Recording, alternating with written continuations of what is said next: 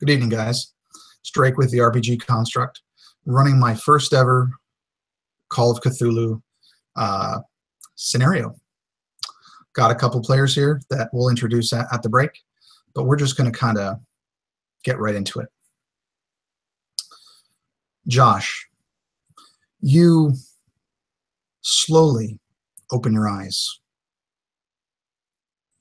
You see a figure just a few feet away, but your vision is blurry. You're sitting on the floor. You really can't see. The room is warm that you're in, just abnormally warm. Your hands are stretched above your head, and it's really difficult to make anything out. But you look to the side and you see what appears to be some type of a figure standing over someone else laying on the floor. You can't really make out what it is, but you can hear. And what you hear is this.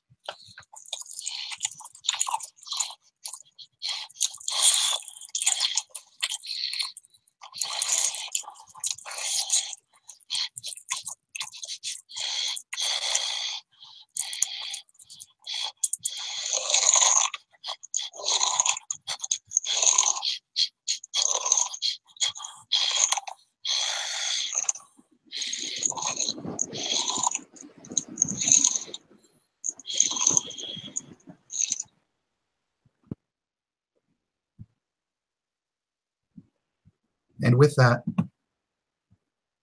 confusion, your eyes slowly close and it fades to black.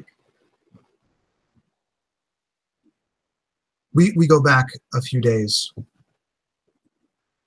All of you are doing your normal daily activities. It is July 27th, 1925, New York City. A heat wave has hit, and it's in the upper 90s everywhere. Fire hydrants have been, kind of broken open, and the kids are playing in the street.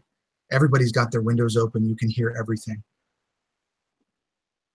Jake, what is Clifford Kane doing tonight?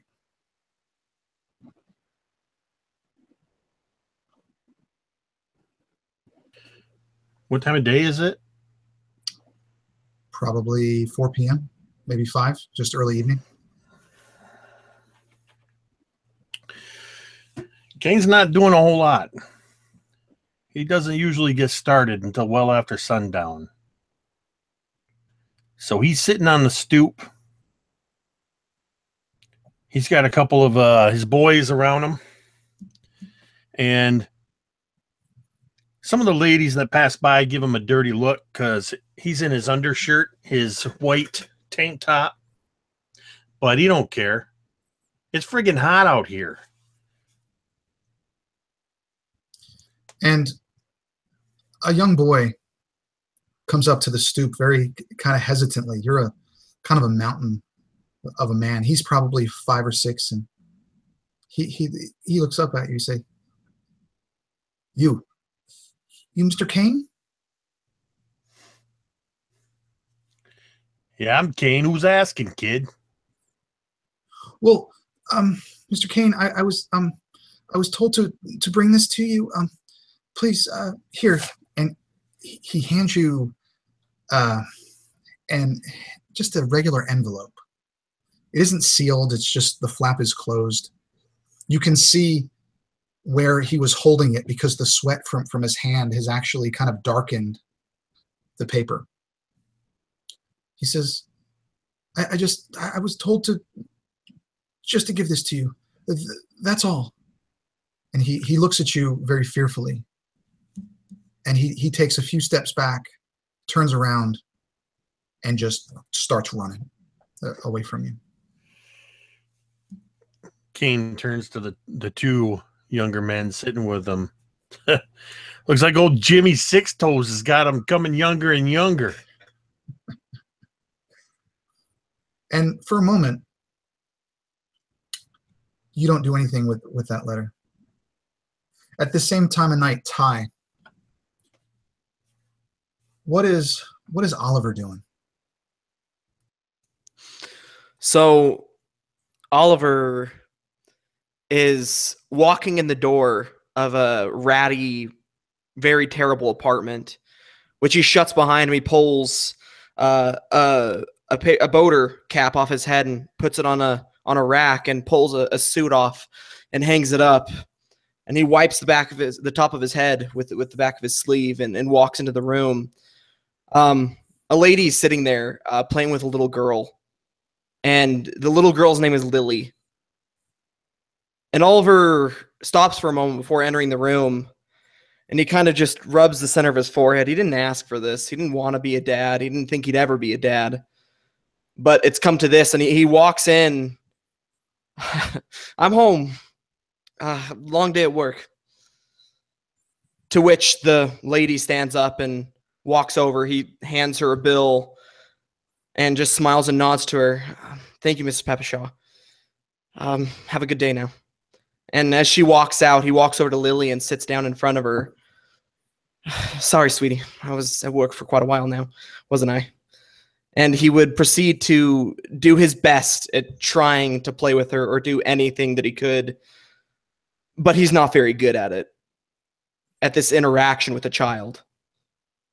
And as you sit there and you do your best for a few minutes, you hear at the door. And he would look down at Lily and kind of reach off to the side and grab some toy and hand it to her. And Dad will be right back. And stands up and walks over to the door and opens it. Mr. Gray. Mr. Oliver Gray, I presume? Yeah, who's asking? Oh, I'm just a messenger, but I do have something for you. Please sign here. And he has a small letter, and he hands you a clipboard with like a pencil and just asks you to sign. Yeah, and he would take the clipboard and look down at it, and just he's too tired to even read what it might say. He signs real quick, a very, very nice signature, and hands it back. And as you close the door, I would imagine that your day has been crazy. You just put the letter in your pocket and you go back down to play with Lily. Yeah, he wouldn't want to worry about what was in the letter for now. Maybe later when she's asleep. And Josh, what would Thomas be doing this time of night? He's walking down the street trying to find a buck to take to the casino tonight. I'm sorry, what was that? He's doing what? He's just walking down the street trying to find $1 for the casino. Oh. And sorry, go ahead. No, he doesn't stoop so low to steal, but just like almost begging people at this point. And as you stop along the way just to kind of catch your breath and maybe just try to enjoy a little bit of this breeze as the sun goes down, you feel a pulling on the back of your shirt. And you see that same boy that Jake saw earlier this day. He says,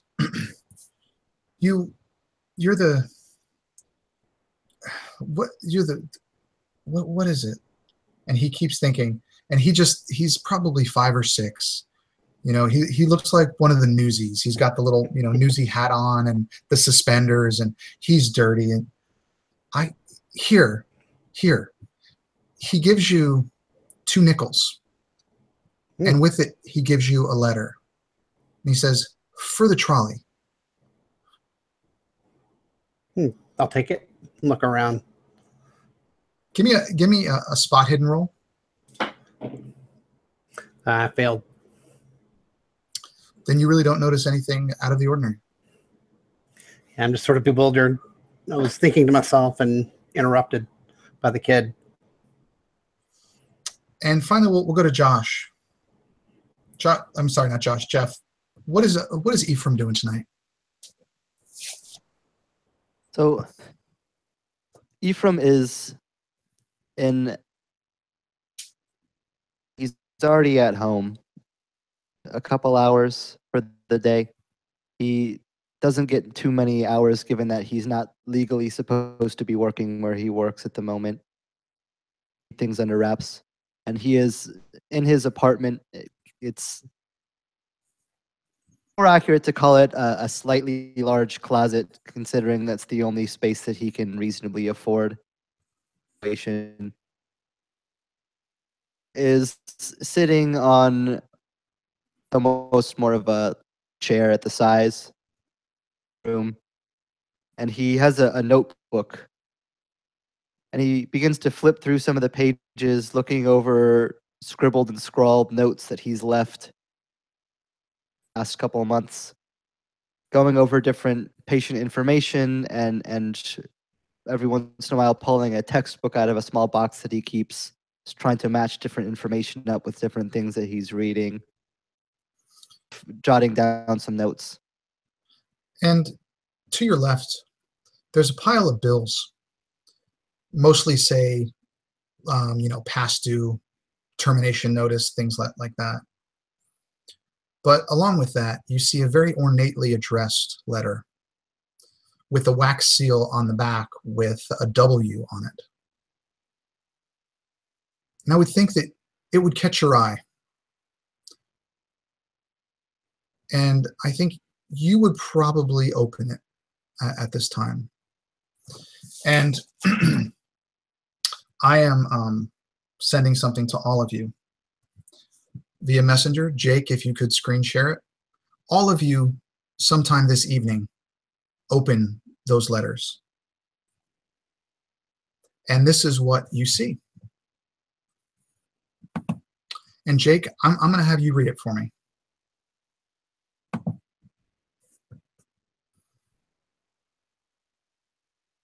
You're muted, buddy. Stupid mute button.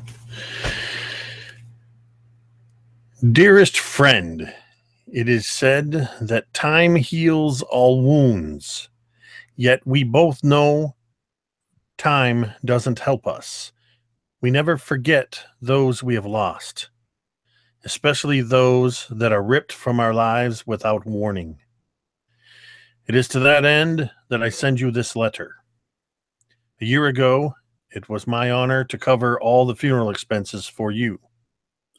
If you remember, at that time, I asked for just one thing in return. I asked that you would join me for dinner at my hotel on the 1-year anniversary of your tragedy. I hoped that after this time, you'd be able and willing to speak with me. As I remember, you were not in the right frame of mind when last we spoke. This invitation is not just for dinner. I have received some information about the murders. Information about who was responsible. It may be nothing, but perhaps it could help you understand and accept the passing. Please meet me tomorrow, August 11th, 8 p.m. at the Worthington Hotel. Sincerely, Reginald Worthington. And Jake, what is he talking about? What tragedy?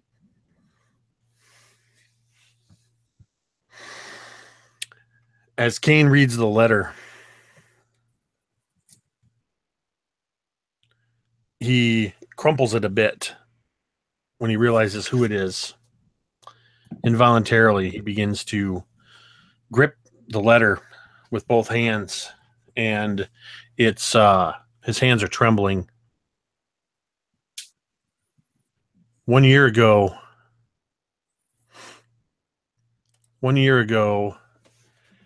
Kane's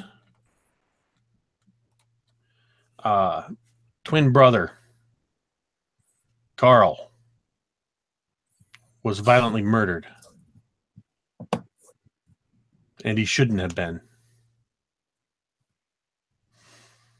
Because he was someplace that Clifford Kane should have been. But he felt he was too good. It was too below him, so he sent his brother. And that's how 1 year ago his brother was murdered. And let's go to Jeff. reading this amongst the stack of bills and all the, things that you're trying to kind of collate and put together, where would this take you reading this? So as Ephraim reads the letter, his mind can't help but go back and revisit the event itself. And he thinks back, and he's there with his close friend, his best friend. They've known each other. Ephraim never had much of a family relationship. His family was terrible. On other people to give him fulfillment, and his best friend was that person than anything else to him. And as he thinks back that fateful day when he lost that person, he just remembers talking to him for that last time. Able to make it to the party? Man, I really don't feel too good. I think I'm just gonna go home and rest. But you go out. You enjoy yourself. Nah, I just can't do it. And he left his friend to go out on his own, and he wasn't there to help. He doesn't know what happened, or why, or how, or anything, but he was not there, and that's all he knows. Josh?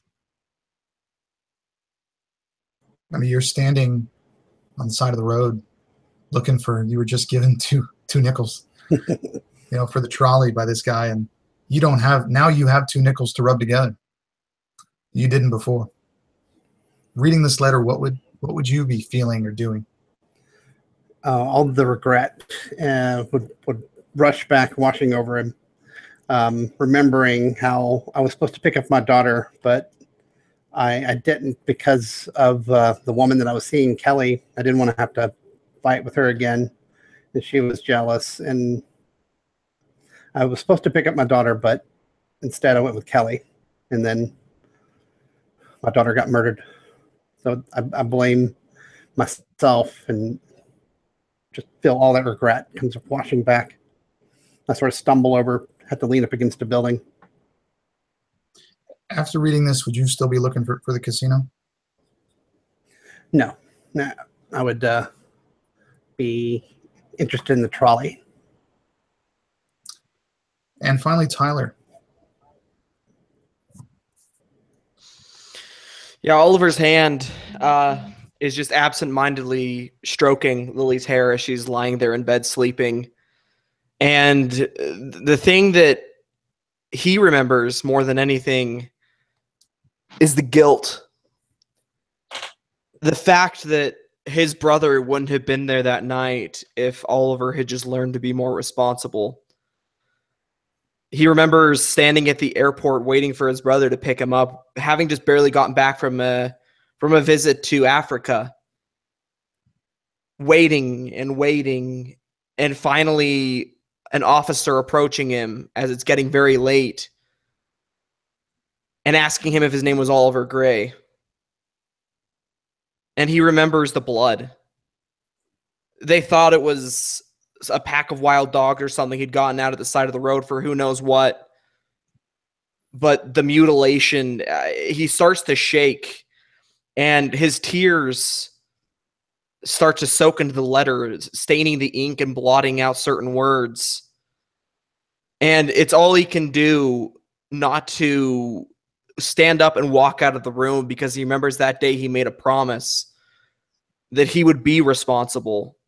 And his responsibility takes the form of Lily, who sleeps so soundly, this pure, innocent child who was once his brother's. And all of you have regret over the loss of these people. All of you feel responsible in some way for their deaths. You guys don't know each other, but you do know that that night, several murders took place. 5, to be exact. The murders all took place within a very short distance of each other. The people were torn apart, mostly disemboweled, gutted, limbs removed. It was horrific. Made all the papers. You were all approached by Mr. Worthington as none of you knew how you were going to pay for these funerals. None of you have anything. Or if you do, it's just enough to get by. Funerals are expensive. As a very wealthy man and a local kind of philanthropist, Reginald Worthington is known for helping out. All of you believed, cynical as you are by nature, that he was probably just looking for some good press, as these murders were so captivating and so horrific and made all the papers.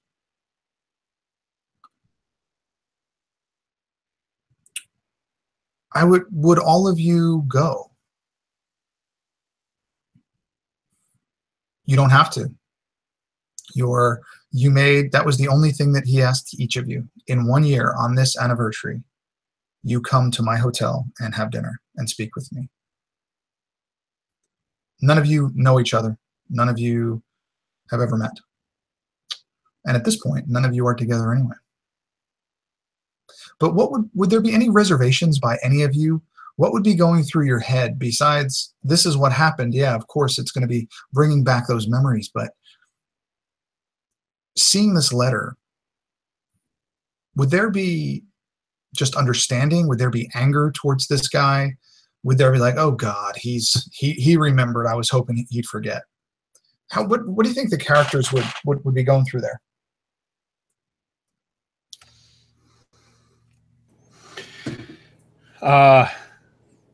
Reading through the letter, Kane hesitates for a minute, and then he looks at the guys on either side of him, and he says, you guys are going to have to do without me tonight. I got to scram. I got a place to be. And he gets up from the stoop, and he heads down around the side and down the steps to the basement apartment that he shares with 5 other guys in a very small space. And he would dig up, kind of rummage around through the 2 or 3 decent shirts that he owns, kind of looking at them, maybe sniffing them, trying to decide if anything's passable. And then he goes to his little corner where his mattress is on the floor, and he's got a garment bag that has a decent suit in it. Nothing too fancy, but it's a decent suit that he uses when he goes on special business, when he has to meet with more professional people. And he's thinking about this hotel. And so he goes over to the sink and he kind of gives himself a quick horse bath from the sink before putting on this suit and heading up the street with no money for a cab. He's probably going to hoof it most of the way. And if he can sneak onto a bus without paying a nickel, he'll do so. Otherwise, he's going to hoof it. But he's going. What about the rest of you? And Jake, the letter said tomorrow night, but I'm just going to assume that you're going to do that the next day. And that's fine. Yeah, Oliver, he's been learning lately how to keep his promises. So he remembers back then what this meant. I mean, even if it did feel like a publicity stunt, like what it meant to him. The last remnants of the money he made for publishing his first book went into that trip to Africa seeking inspiration. and getting back and having this all happen to him right as that hit the fan, he remembered how hopeless everything felt. And he feels like he owes Worthington at least this much. And he doesn't feel that he can teach his new daughter to keep a promise if he can't keep one as simple as this. So he would immediately stand up, leaving his daughter sleeping in the bed, and walk to the door, slip out for a second down the hall to Miss Peppersworth, again to ask her if she would be okay watching his daughter the next night and promising her the same sum as always. Which, of But course, he's planning on going. Okay. Jeff or Josh, you guys just going, or you have anything to add to that? So I imagine that Ephraim in his closet of an apartment, or to the stack of past due bills stand, he has that he can't pay to pay, and that money is all they take.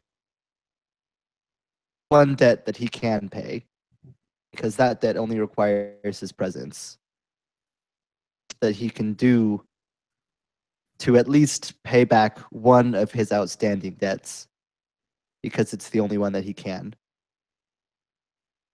Okay. And finally, Josh. Yeah, Thomas is appreciative of the charity that was bestowed on him, so he has no hesitation to meet with them on the anniversary. Okay. And as you make these decisions, all of you go to sleep that evening. The next day, you go about your normal business, except for Kane. He generally sleeps throughout the day. And all of you make your way to this hotel. You take the trolley or you walk. The little Fords, the old Model Ts and stuff are all kind of jotting in and out of the city. It's there's really not a lot of traffic lights. It's kind of a free-for-all. Those fire hydrants are still open along the way. By the time each of you get to the hotel, you've sweat through any clothes that you're currently wearing. That suit that Kane was wearing, it looks like a sweatsuit now. That darker, it was a light gray when he first put it on. Now it's a dark gray around his pits and around his chest. Even has a little bit of swamp ass going in the back. Definitely not something you want to go to a nice hotel. And the four of you kind of, within 30 seconds of each other, walk up to the door of this hotel, and the doorman looks at all of you, just sweating profusely and sweating through your clothes, dirty. And who are you? And what is your business at the Worthington? Just talking to all of you.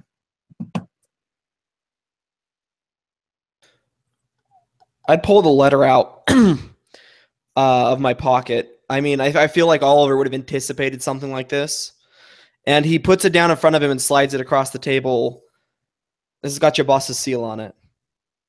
He's called for me to come in today, 8 p.m. He grabs it and he looks at it. Give me a spot hidden check. Spot hidden? Spot hidden, please. Or roll. That is a 27. So that's like... So is it a hard success or an extreme success? It's a hard success. Okay.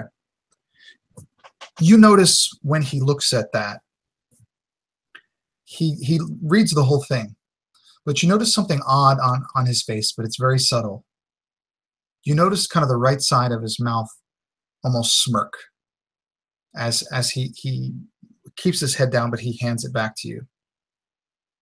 And he's just kind of got this very strange smile on his face. Almost like like one of those evil grins type of a thing. Okay. Yeah, so I think I've got like this like mental notebook that I kind of like file that away on for later. Kind of like, okay, that was weird. And I just take the note back from him, the letter, and I just give him a look and just kind of like raise my shoulders like, am I good to go then? He just nods in and he opens the door. And And I'd step in. then he would look back at the other group. Mr. Kane, your reputation precedes you. You go in as well. Goddamn right. As he just walks in. And Ephraim, I think he would ask you, are you with them?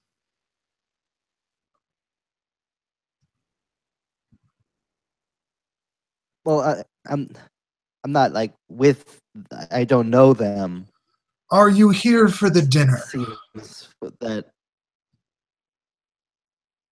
Yes. Sorry. Okay. He says, fine, go in. And your sweaty friend behind you. Come, looking at you, Josh. You are probably dressed the worst. Yeah. And I think that you probably smell the worst too. It's just who you are. Yeah, definitely.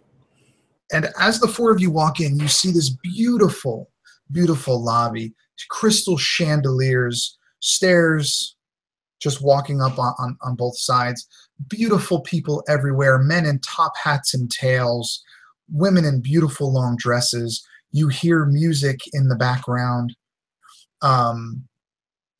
This is the place. Think this is like the Waldorf of the time. And as you walk up to the desk in the front, Ty,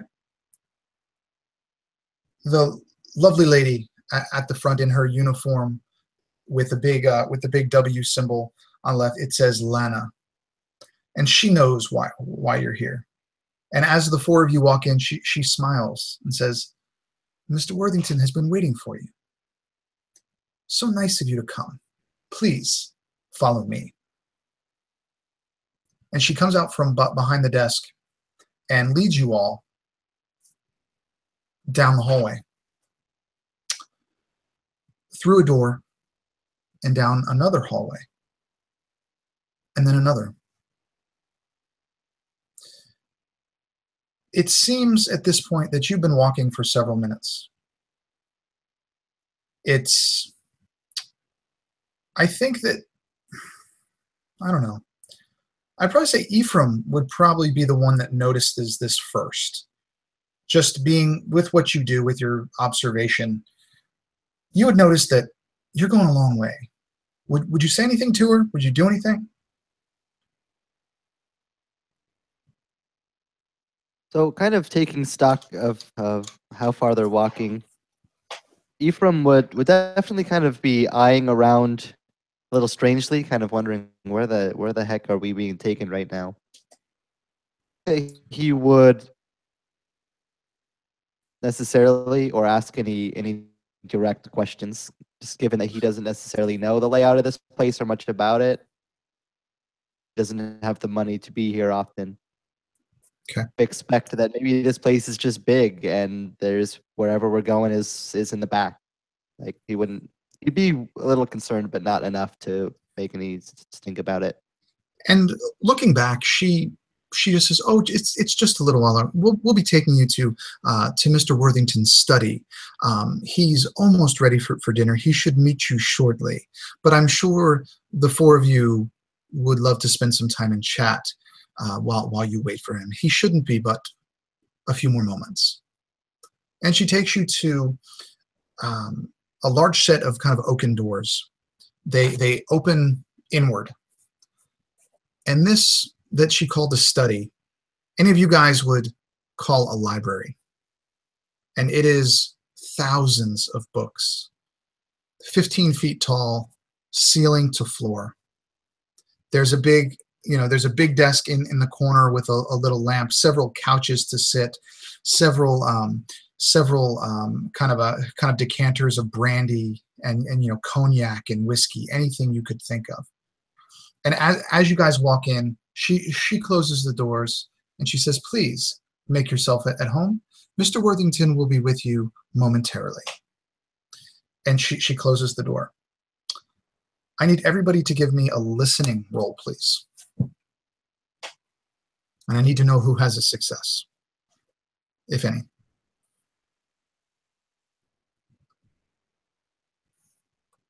Ty didn't.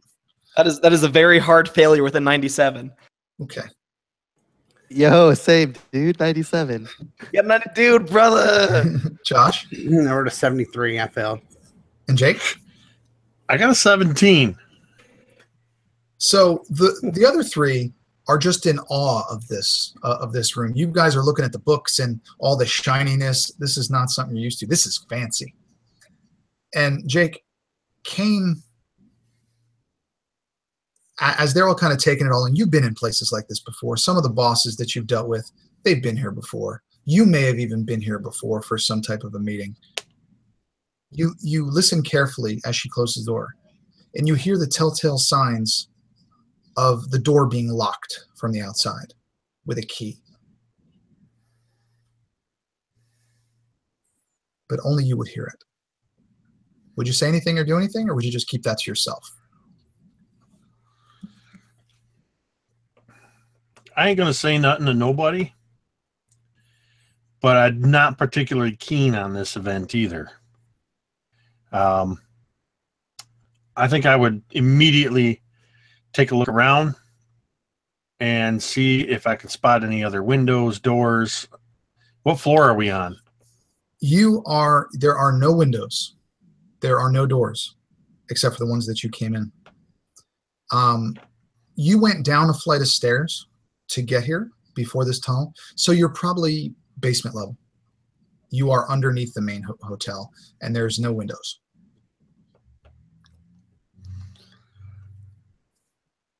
I would give the door a once over. Is it pretty much a standard wooden door? It's your sturdy, solid oak door. It would take something to get through it, but yeah. I'm confident in my ability to bust down the door if I need to, but I'm not going to give any other indication to these yokels. I don't know who they are. Okay. Now, Ty, what would Oliver? I mean, all these books. What would Oliver be doing? Would he sit down? Would he get a drink? Would he say anything to the other people? Because you guys don't know each other. You all just got brought in here. What would you be doing? So seeing this vast collection of books, being the person he is, being an author, he immediately looks to see if this person owns his book. So he's searching through the shelves, trying to, if they're alphabetical, he's looking for Gray, Oliver Gray. And he's searching for his book specifically, but he's also keeping an eye out for other titles that he might know. You see dozens of titles that you know, but you don't see yours. It goes to Grayson, Gray, Gray, but it doesn't go to Grey. So and this his shoulders would kind of slump. And I mean, it wasn't like a bestseller or anything. He was just hoping that maybe in this library, this vast collection of books, that they might have it. Would you make that obvious to everyone? If they were watching, would they see a noticeable slouch? Yeah, you probably see his shoulders slump a bit. I mean, he's proud of his book, but at the same time, it's like this is the only one he's ever had published. So it's not really defeating, but at the same time, it's kind of like, man, I need to get something else out there type thing. Yeah. What about Josh or Jeff? What would you be doing in this library? I'm going for the cognac. Oh, all right. Just straight out of the bottle. You trying to pour yourself a glass? Yeah. What do you want to do? Oh, just straight out of the bottle? Yeah. Is there any ice, like a little container of ice? There is an ice bucket. There's only a little bit left. It's mostly water in the back, in the bottom of it, but most of it is melted. But you could absolutely get a couple pieces of ice if you'd like. I'll have it on the rocks. Okay. And Jeff, finally.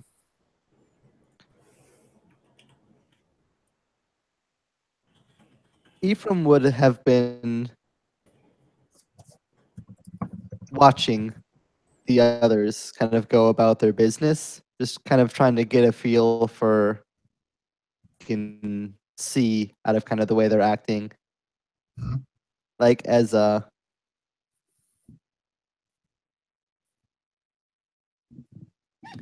I'd imagine that. What's Tyler's your character's name? Oliver. Oliver, sorry. Is Oliver kind of like sighs, trying to find his book? Too, that he would kind of turn away from that and see like dead eye contact with him, like he had been watching him like that whole time. And Ephraim would like when the eye contact was made, kind of like if he hadn't been doing that. Okay.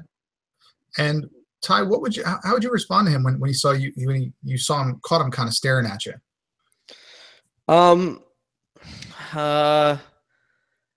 Oliver kind of locking eyes with him and then having him like look away suddenly. He would kind of just like get a frown on his face. And like he'd like start checking his suit to make sure that there's like no like stain on it or something, or like maybe a pigeon pooped on him and he didn't notice. So he's just making sure that his suit still looks good. And he kind of takes his hat off and kind of ruffles his short brown hair and kind of hangs it up on a rack to the side, and then pulls his suit off and hangs it up beneath it. Beneath is like a nice little button-up vest and a white shirt. He pulls a kerchief out and starts mopping the sweat off his forehead. Okay. So he doesn't like And approach him or Josh- anything. But yeah. Okay. And Josh, while you're drinking, give me a spot hidden, please. I promise we will do other skill checks today, but that's the one we're doing right now. It's like a perception check, man. It always happens. You're muted, buddy. Normal success. Okay. You notice as you're kind of, you got your head back drinking your glass, you notice an open book on the desk, kind of probably 20 feet away. A book that from this distance, you really don't know what it is, but it looks strangely familiar to you. I'll check it out. Let me get a closer look. Okay. And as you go over, you see it's a leather-bound, worn book. It looks again. You're still several feet away, but it looks to have some strange markings, some strange lettering. I need you to give me a language check to tell me if you can read this. The language own. I have language Latin. Language other, please.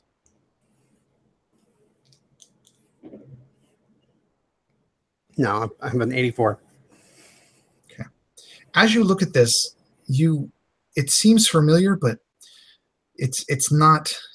You know that this is some type of like an eldritch writing, but you're not sure what kind. And I need you to give me a sanity roll, please. Okay, my sanity is 56 right now, and I blew that. I brought an 89. Okay, roll me a d10, please. 9. Okay, and roll me a 1d6, please. 3. 3. Okay, you take as you're kind of looking at this and getting closer to this writing, it starts to almost to your eyes. It almost starts to move, and it almost like it looks like it's going to come into focus, but it doesn't. And you almost have to just close your eyes as you begin to feel some pain just on the upper part of your head and behind your eyes as you take 3 sanity points of damage. And I would imagine that you would slam this book shut. Yeah, he does. Just like, no, I don't want to do that. I'm almost sort of And startled too. Cry out just a little bit. And exactly, and you guys would see this, and you would hear him kind of slam this book shut. It's a heavy book, and you hear him kind of yelp out, just kind of involuntarily, just What would you guys come over? Would you say anything to him? I turn around like it was a big cockroach over here. Jake, actually, everybody give me a well, let me see. You know what? Give me a spot hidden again. All 3 of you. Jake says no. That is an extreme success with like a 3. Okay, Jeff. Also an extreme success. So, Jake, you're still focused on that door. You don't give a shit about people yelling. You hear that in your line of work all the time. But Jeff and Ty, as he slams that book and kind of yelps, both of you immediately, you look at him as he slams the book and he kind of screams after that. You can see in his eyes that he's kind of wide-eyed, and you know what this look is. You guys have seen it before. This is fear in his eyes. It's something that you are sure of, that it wasn't a cockroach. What would you say to him?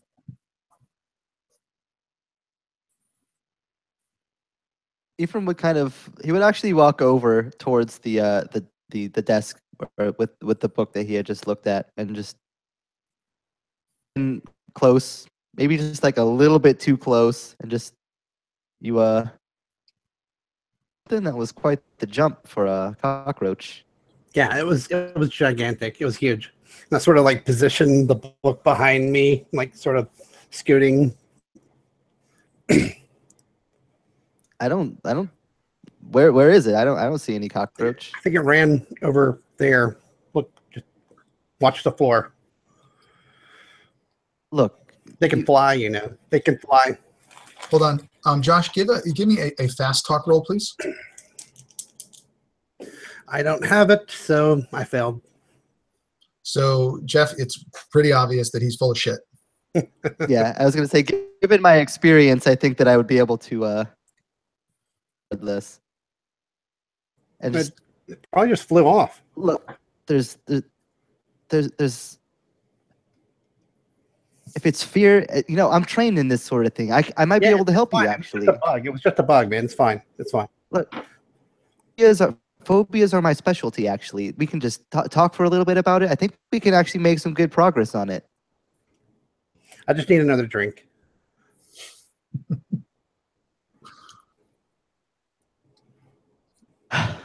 You want a drink? Fine. She said, "Make yourself at home." Let's have another drink. And Jeff, I think it's illegal to offer me that, but thanks anyways. Jake, absolutely. Alcohol is not readily available. This is during the time of prohibition, and Ephraim is 20 years old.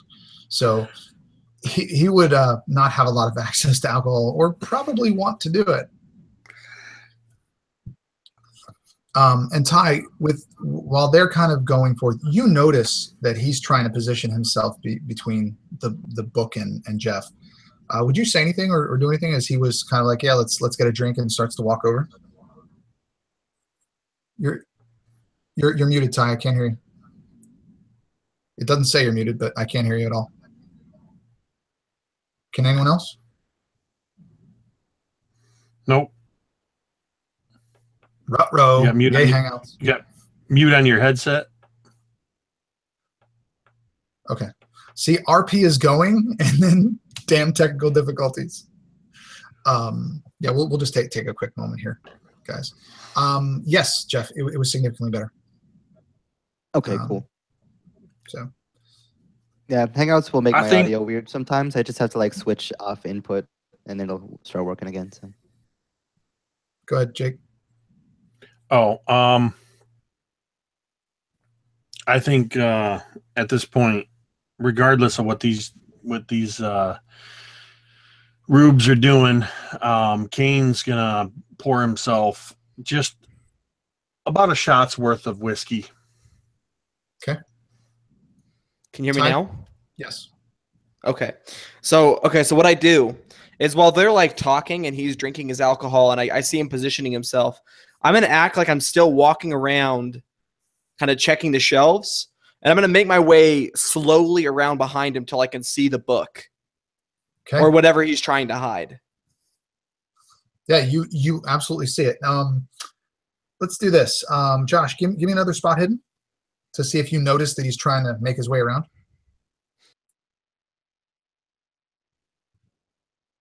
I can't hear you, buddy. I just missed it. Okay. So yeah, so you can absolutely do that, Ty. He's walking over to get a drink. and kind of, I would assume he was kind of like nudging Jeff over, and you could absolutely notice the large leather-bound book on the table, on the desk. Yeah, and I think because I'm guessing that all the other books are like very nicely bound and like almost immaculate condition. Yes. Most of them, yes.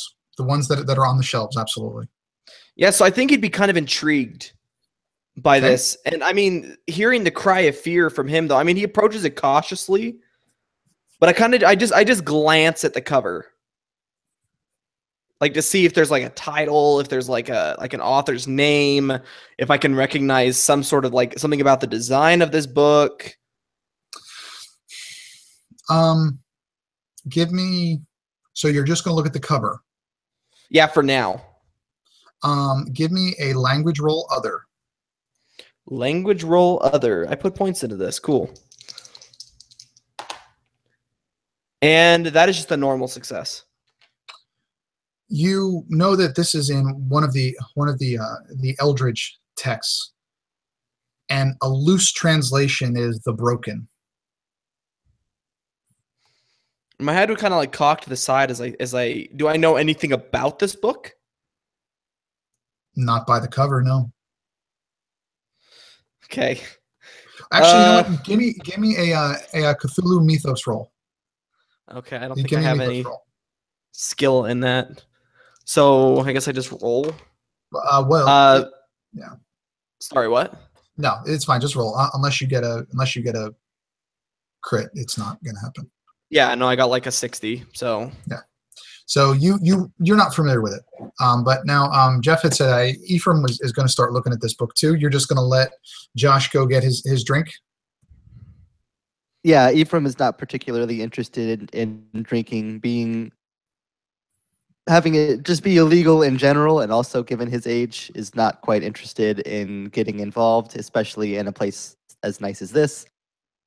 Okay. And so, yeah, you would see. Sorry. Yeah, would start to kind of see the book that he had pushed aside, and kind of seeing Oliver also eyeing it, would kind of approach it, and he would actually open it. So yeah, so you're just kind of standing there next to him now, like shoulder to shoulder. And Ty, would you read it out loud? Would you say what's on the cover that you read, or would you just keep it to yourself? I mean, I think like as he starts reaching for the cover, like to turn it over, I'd like look up at Thomas as he's walking away. Josh? Is it Josh? Is that your character's name? Yeah, Thomas. Thomas. So look up at Thomas as he's walking away. You're like, the broken, what's that?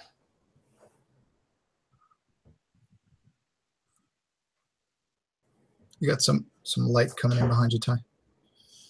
Josh, he was talking to you. I'll startle again and swing around and kind of like hop back over. Like, no, you don't want to know.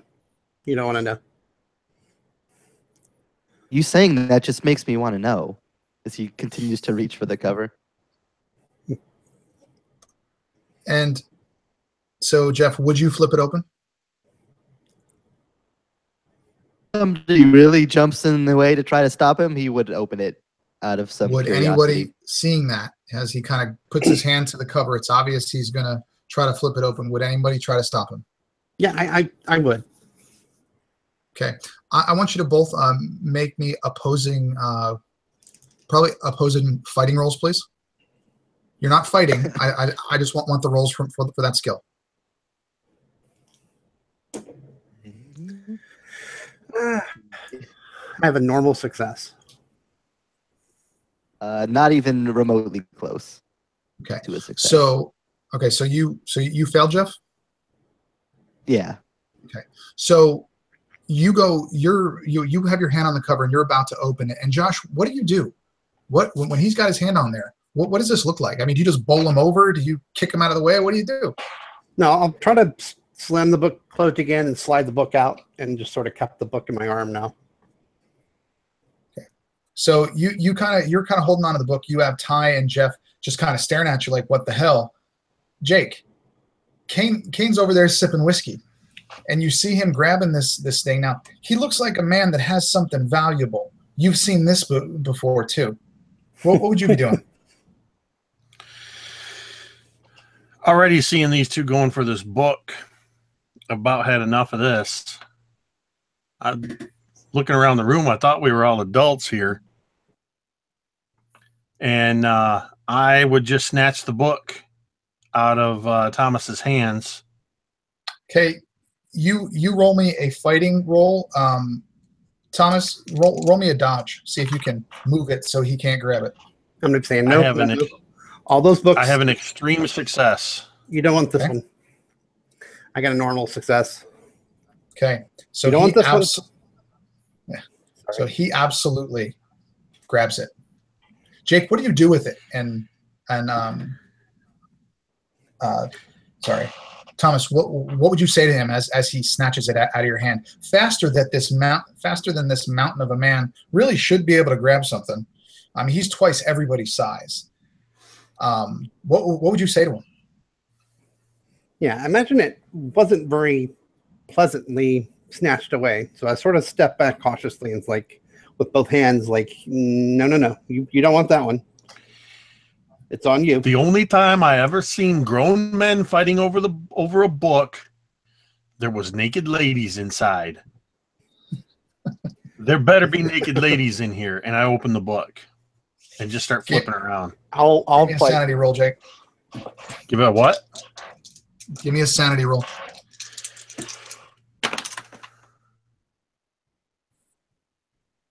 What is this?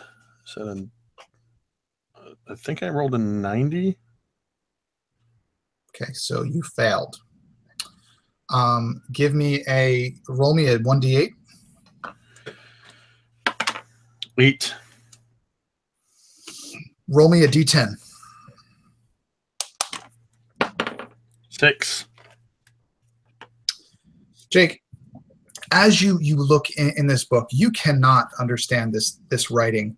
But the writing looks like it begins to move, and it begins to kind of take shape and form, and you feel just a pain, but in your forehead and behind your eyes, and you see your brother's face. You see him looking at you. Just the ink has kind of formed together to look like your brother. This is your twin brother, right? Mm-hmm.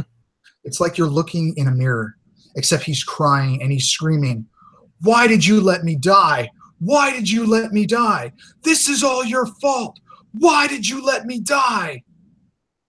And the sound is just reverberating in your head, and is just you are just overcome with emotion from this. I need you to roll me one more d10. 2. Okay. For the next 2 hours, for anything that involves any type of concentration, you, for all intents and purposes, are temporarily insane. From seeing your brothers screaming and the emotions that come up, you lose 8 sanity points. And I imagine as this is happening, he legitimately was flipping through this thing, expecting to see pictures, drawings of naked ladies or something. And when this happens, I think everybody would see him gripping the sides of this tome and shaking. And I think he would not so much drop it as throw it to the floor and back away. Maybe I imagine him bumping into the cart that has the liquor on it. Maybe knocking over something and not carrying and moving away from that area as far away from that book as he can get. And Jake, give me one other roll. I need you to make me an intelligence roll, please. I think that my intelligence is really low. That's not bad. Let's see. That is a success. 35. Then you absolutely remain temporarily insane. When it comes to these, you want to fail that intelligence roll. when it comes Okay. to sanity. So for the next 2 hours, as I said, you will not be sure what is real and what is fake. To act upon anything around you, you will have to make what's called a reality check to really see if that's what you see. But you are going to be seeing your brother's face everywhere, screaming at you, yelling at you, saying that it's your fault in everything that you see for the next 2 hours. Would you drop the book? Would you hold on to it? No, he threw it. Okay. So the rest of you guys see this. What do you want to say or do? I'm going to go for the book, but as if it were a dangerous object, and delicately pick it up. And I'm going to cradle it again in the arm. I'm going to say, guys, this is dangerous. And they just left it sitting here. So what are we doing here? This is dangerous. Go ahead. No, he was done talking. But actually, his attention would focus over to Kane, seeing him recoil from the book so visibly. Would actually try to kind of keeping a distance given the size differential. Is short and small for a person, and Kane is humongous. So he wouldn't get too close given kind of the moment, but he would approach kind of with his hands up, trying to let's kind of seeing the fear in his eyes, just try to, oh, what happened? Just talk to me about what happened. We can work this out, okay? Whatever happened, it's gonna be okay. Jake, give me a sanity roll, please.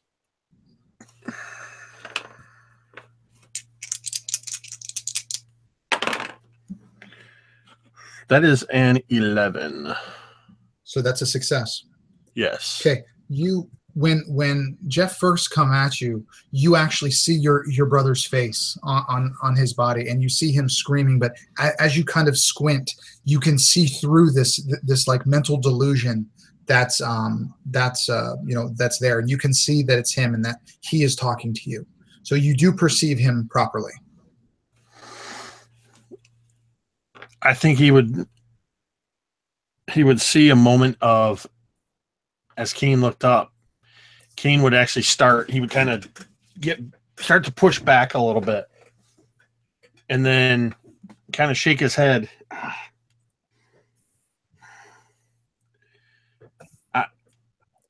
I don't know what's going on. I don't know. Maybe it's the booze. Maybe it's some kind of coffin varnish. Something cooked up in somebody's bathtub. I shouldn't have had that drink. But I shouldn't have looked. I don't know. I don't like any of this. Yeah. You really can't put anything together right now, Jake. You can see that it's Jeff, but you really can't. You're not really coherent. You just see and just hear the reverberating sound of your brother's voice screaming at you.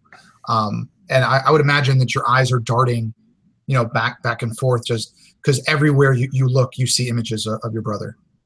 And everybody, like I said, when Jeff started talking to you, you saw through that and you saw that it was Jeff, but everything else around you is just maddening right now.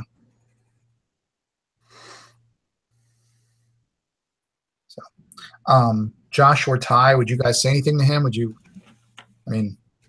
Big mountain of a man, kind of losing it right now. Yeah, I would kind of approach Kane, and I'm not like huge, but I'm still like I'm still a man. So I kind of walk up towards him, got kind of like my hands out, and I'm like, okay, big guy, look, reality is what you see around. I don't know what you're seeing. I don't know what you're talking about. Some drink messing with you. I don't know what's unhinging you right now. But look, this is what's real. My name's Oliver. What's Jake, yours? Jake, give me another sanity roll.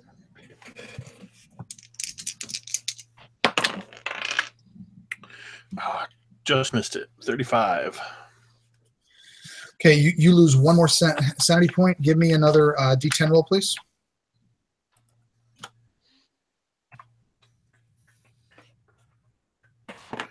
4. Give me 1d6. Jay? 5. You look at him coming in. He looks like your brother, and his face, I mean, it's identical. And in your mind, it is your brother, ripped apart, bloody, screaming, and it is too much for you to take, and you faint. You fall on the ground, out. Yeah, I think as you came toward him and started doing this, he would actually back up against the wall. And this big 6'3", 280-pound side of beef is just up against the wall, and you would actually see for a second as he's gibbering incoherently. No, this can't. What the? And he actually turns and see him start to like claw at the wall, like he's looking for an opening, and he turns around, and I think almost instantly he just goes pale. And as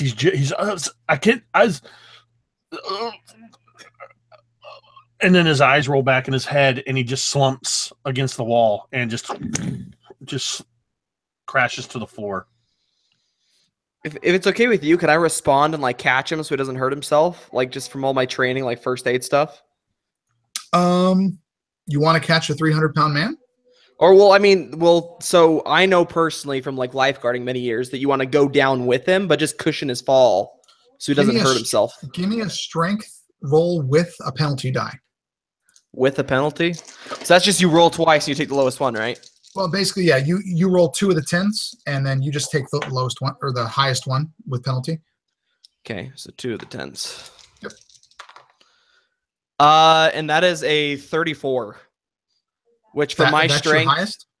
Yeah, that's my highest. Okay, then I will say that you absolutely do that. Wait, 2 of the 10s or 2 of the D100s? 2 these guys. Oh, okay. Here, let me. Okay, so that was 36. Oh yeah. Okay, so my highest is still 36 then. Yeah. So you're fine. You absolutely do that. As you see him kind of his eyes kind of roll back in his head, and you kind of see him start to go limp. And as he's falling, you basically go behind him and just kind of he basically falls on you. So yeah, you can absolutely do that so he doesn't hurt himself. Jeff. And yeah, I imagine as Oliver first went to approach to him like that, kind of stopped, just like, hey, that's no way to talk to somebody who's troubled. There's delicate ways to handle this, and then just like crazy for a second, Kane starts having a moment. Actually, just kind of back up and like, this has progressed from an issue that he thinks he can work through to, and catches him successfully, which is kind of, oh my God, what's good job. What the heck is happening? And Josh? He's kind of looking at both of you guys. What the heck is happening? Would you respond? I'm gonna say I think we're in trouble, guys. I don't know about this. I think we might be in trouble. And as he falls, and Ty, you're kind of stuck under, not really stuck, but just there. And he says, I think we're in trouble. You hear the unlocking of the door, and the kind of the doors swing open. And an elderly man is standing there in his 70s, white hair and beard, glasses, very, very well dressed. He walks in, and he looks at you and kind of almost glares at the group of you. You know this man to be Reginald Worthington, the owner of this hotel, and the so-called philanthropist who paid for your loved one's funerals. He closed the door. He closes the door, and it's pretty obvious. You hear it lock behind him. And he looks at all of you and he says, getting involved in things you probably shouldn't. What happened to this one? He read your book and snapped. Oh, I highly doubt he read my book, son.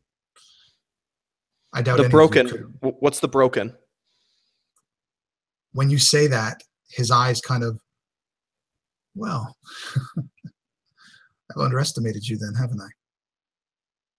And he walks over and he picks up the book from the floor, and he flips through the pages as if it's just a regular book. Nothing bad happens at all. And he kind of takes one hand and just kind of closes it in that heavy thud. And he walks over to his desk and he sits down and kind of leans back. You asked me what the broken was. I suppose I owe all of you a story. Please sit down.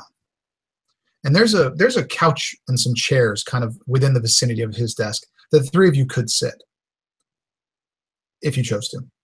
Oh, heck no. I'm not sitting. Without hesitating, I take the closest seat. Okay. About you, Jeff? Ephraim would actually sit on the ground next to Kane, kind of keeping a nervous eye on him. Okay. And Reginald Worthington would look up at you, Ty. He would look at Oliver, and he said, "So you can read this book, or did you just read the cover?" I would just stare at him and say, just the cover. I didn't try anything else. Apparently, and I'd look at Thomas and I'd look at Kane, whatever's inside the book isn't something that I think I want to read. That is a very intelligent answer. You asked me what the broken was. Let me explain. The broken are you and me and them and even him, motioning to Jake. The broken are the ones that lost. The ones that had their hearts ripped out and are now barely alive, lost, searching for something, but brokenhearted. Each of you suffered incredible tragedy, as I did many years ago. Something changes in a man when that happens. Something changes within their soul. And sometimes that change can be helpful to some of us. And he just pauses to gauge all of your responses to that. What would you guys say in response? Except Kane, because he's out cold. Would anybody say anything? What I would say would be more of my body language. And you would see, because he's talking about change and how sometimes it's good for us and how these things are necessary. And Oliver, thrust into the situation that he has been, new dad with the daughter of his brother, his guardian, his hero, his best friend, dead. That's not the change that he wanted. And so his fist would clench and his fingernails would dig into the palm of his hand. And a grimace would almost pass across his face. But he keeps staring at him. This isn't the way that he expected this meeting to go. He expected it to be like a nice dinner. Let's sit and talk about our feelings and what happened. Like a little peer group type thing, like Alcoholics Anonymous. But instead, he feels like he's being lectured. And for him, this is like, he doesn't want to be lectured about his brother's death. So his fist would clench, but he wouldn't say anything yet. And Let me see here. Hold on. I need to see if he would notice it. Yeah, he absolutely notices your fist being clenched. He says, son, your anger will not help you. It's not going to make everything better. You need to let it go. And he looks over at Ephraim. So young, and yet you've experienced so much. Travel, seeing the world, and you too were broken. It's pretty rare someone as young as you to be in that category, but life sometimes does that. And he looks over at Thomas. He said, I think you may know more than you let on. To look at you, you're nothing, dirty, poor, worth nothing to me. But there's a part of you that I can use if we can come to an agreement. Jeff or Josh, what would you guys say to that?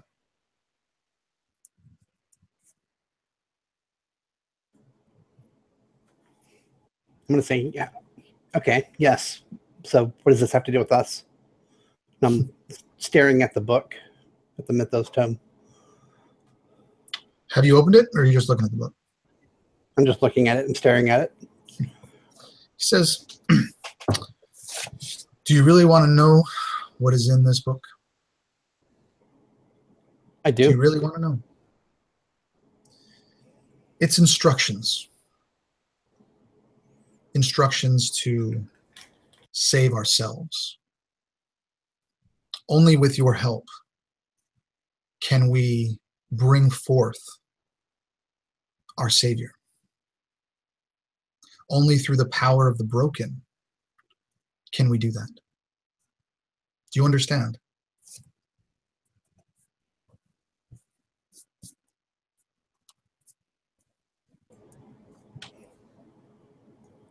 Yeah, I get it. So are you willing to help? Yeah, I am.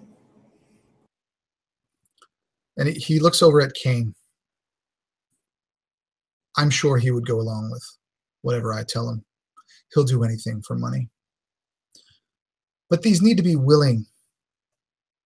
You all need to be willing for this to happen. We do have dinner, a very nice dinner set. I would love all of you to join me. And I would love to discuss things further. Are you willing to sit with me?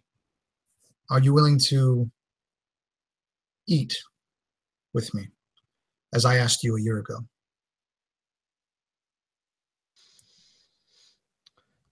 As he's just casually extending this invitation to dinner after dropping this bomb up, bringing back our Savior or something, I look at him and I scoff. I'm like, you talking about Jesus, our Savior? I can't believe. Come on. I grab Ephraim. I'm like, come on, kid, let's go. For someone so well read, you seem very closed-minded. I don't speak of your Christian God. That's new. The creatures I speak of are millennia, tens of thousands of years old, hundreds of thousands of years old. And if you know what to do and how to do it, they serve you. And in turn, serve us.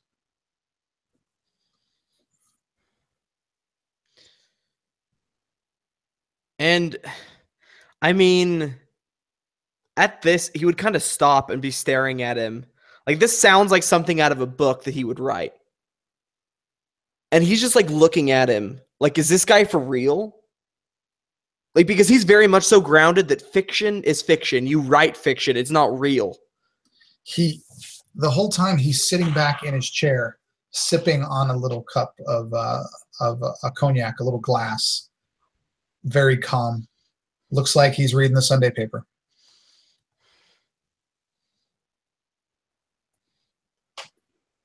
Look, Jeff? And Ephraim is visibly nervous. To anybody, like, you wouldn't have to look very hard to see this energy. Fingers tapping, hands shaking a little bit.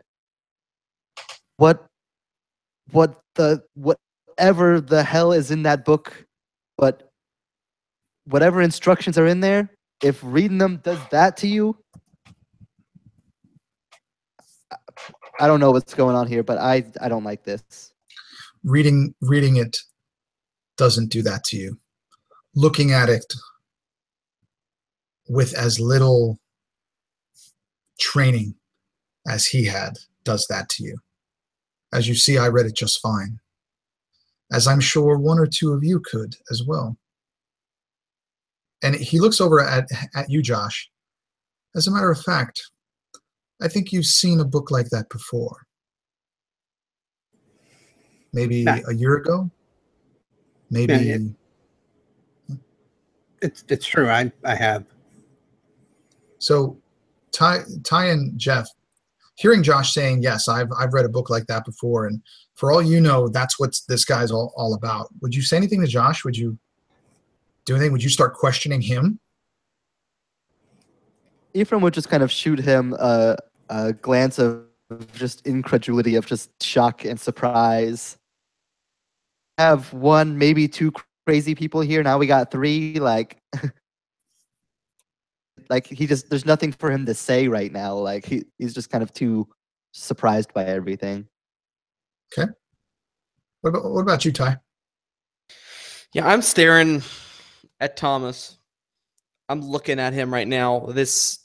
I'm assuming he looks pretty dirty. I'm assuming he looks like he's in a deeper hole than even I am. And I'm staring at him. If you read that one, another book similar to that one, well then the hell, why couldn't you read that one? The one he's holding over there. Care to explain? It takes time. You can't just open it up and dive in. These things are precarious. You have to be very careful.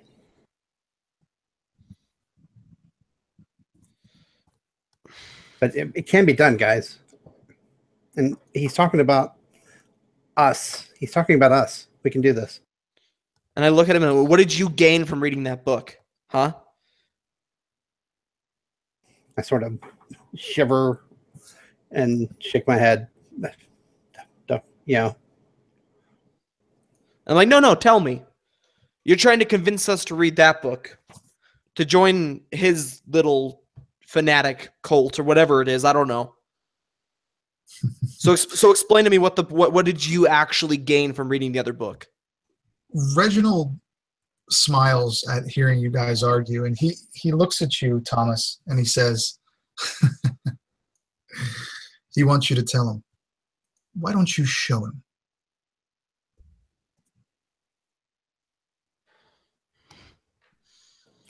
Really? Like, okay. Really? All right. And Ty, when I said that, when Mr. Worthington said that, what would you... And I'd look over at Ty. I challenge him. Come on, show me then. What could possibly be worth reading one of these books? And he said, Worthington would just kind of look and say, he's going to need a few minutes. Here, give this to your friend. And he hands this kind of vial. It's kind of a bluish pink fizzy vial of something. It says, give this to your large friend. It will help. Yeah. Can I identify this at all? Given my extensive first aid background? This has nothing to do with first aid. Okay, cool. That's fine. Nothing. The only thing first aid is really used for is when somebody's dying to help them. Okay, cool. That's fine. So, Jeff, yeah, he hands you this kind of little bottle, little vial. Says, give this to your friend. It will help his Recovery.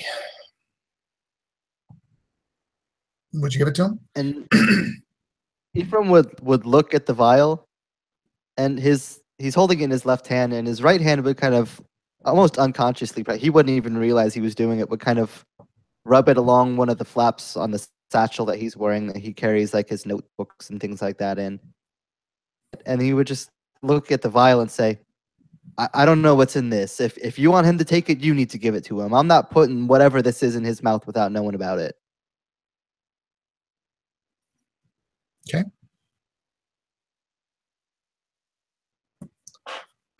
And who are you saying that to, Jeff? The presumably Mr. Worthington, given he's the one that gave me the vial. Like, and he you hear him kind of get up, and you hear his chair just kind of as he gets up, and he walks over to Kane, and he just says, sit him up. And as you get him up, he pours the vial kind of into his mouth, and holds his nose, so he kind of has to swallow it. And with kind of a Kane would come to, just very, very quickly, almost in like a start, Jake, except it would be silent. You wouldn't hear. The screams are gone. The pain is gone. Your brother's face is nowhere to be found.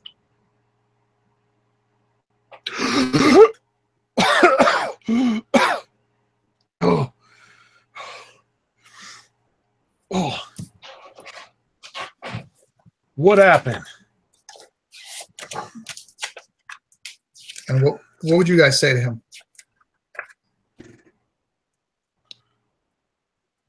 are you all right? You had quite a little episode there. Yeah, I was warning you. I tried.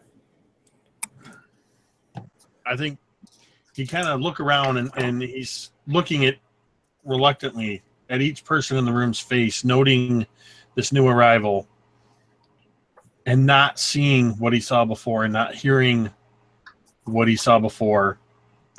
He would, whoever's closest to him, he would just kind of shove away. I'm fine, and stand up. That would be Ephraim that he would shove, and Ephraim, being tiny, would backwards quite easily, and just kind of almost stumble back, like barely managing not to fall from the shove. Would just look, it's gonna be okay. Whatever happened, like, it's okay. Nothing happened. There ain't nothing you got to worry about, kid. And for the next few minutes, you all notice Thomas, muttering to himself and kind of with his head down, speaking in some language that none of you understand. And after a time, Ty, he looks up, and you actually see his eyes have kind of glazed over, almost taken kind of a pale sheen to them. And he is going to show you what he learned. I need each of you to make an intelligence roll, please.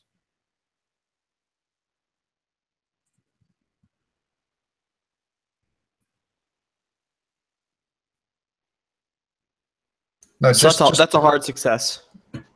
I got an extreme.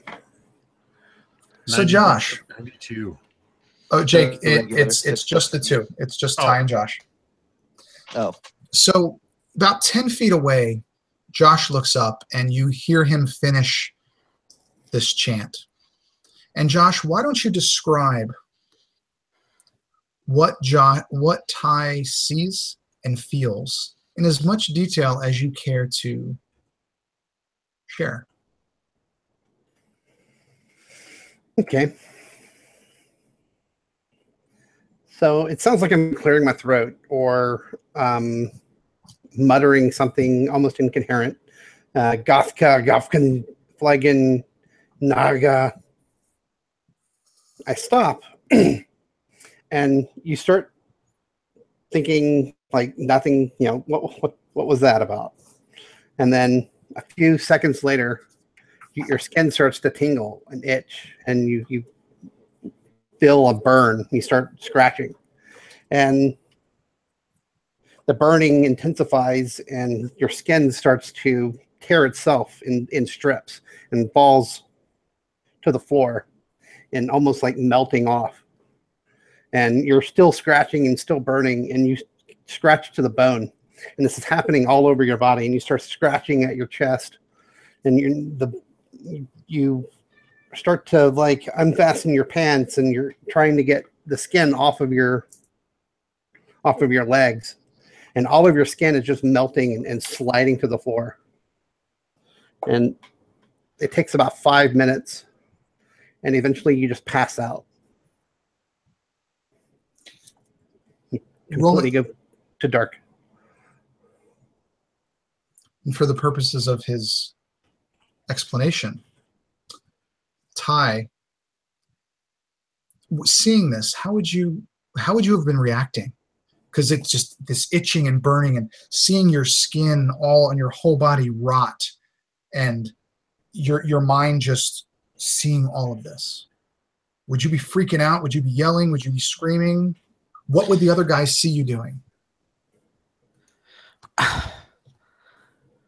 I think at first, like when I'm itching, like I think I'd be trying to think rationally, like, okay, like what the heck is this? What's going on? It must just be because my clothing is drying out now. Like maybe I stepped through something walking here. And then when I start like feeling the need to like rip my skin off, that's when I start to like, okay, what the heck? Like, and then I start to like shout, and I'm like, okay, stop. Like, what is this? And I think I'd actually charge Thomas, like with a fist raised, like to get him to stop. Like whatever he's doing, it's freaking me out. And I'm responding with violence. Then your intestines would fall out and you start tripping over them. Yeah, you wouldn't be able to get to him. Okay. Everything on you is rotting and falling off. Yeah, I'd be shouting and screaming then. So Jake and Jeff, seeing this, to you, you don't see anything happening. He's just shouting and screaming and running, and just seemingly like tripping over himself and like scratching at his arms, but you don't see anything happening. But you see this guy freaking out. How would you react?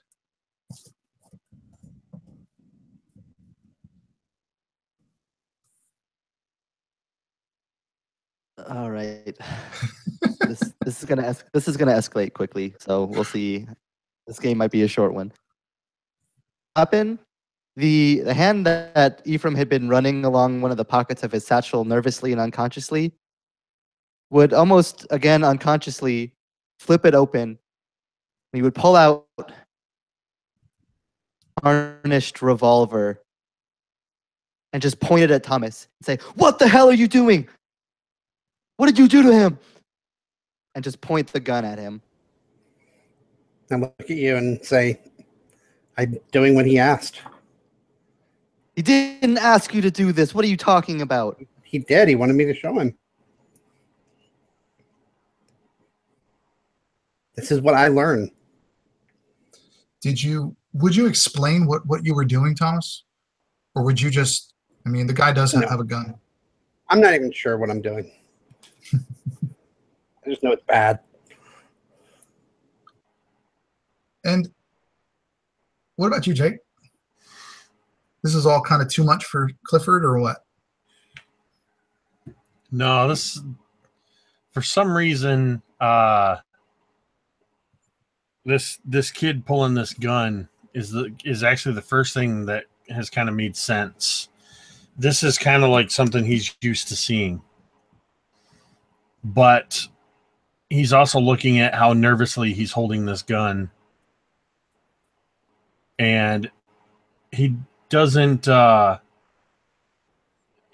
this is going to end well. And I think I want to try to grab the gun out of his hand. Thomas, would you try to not let him grab it again?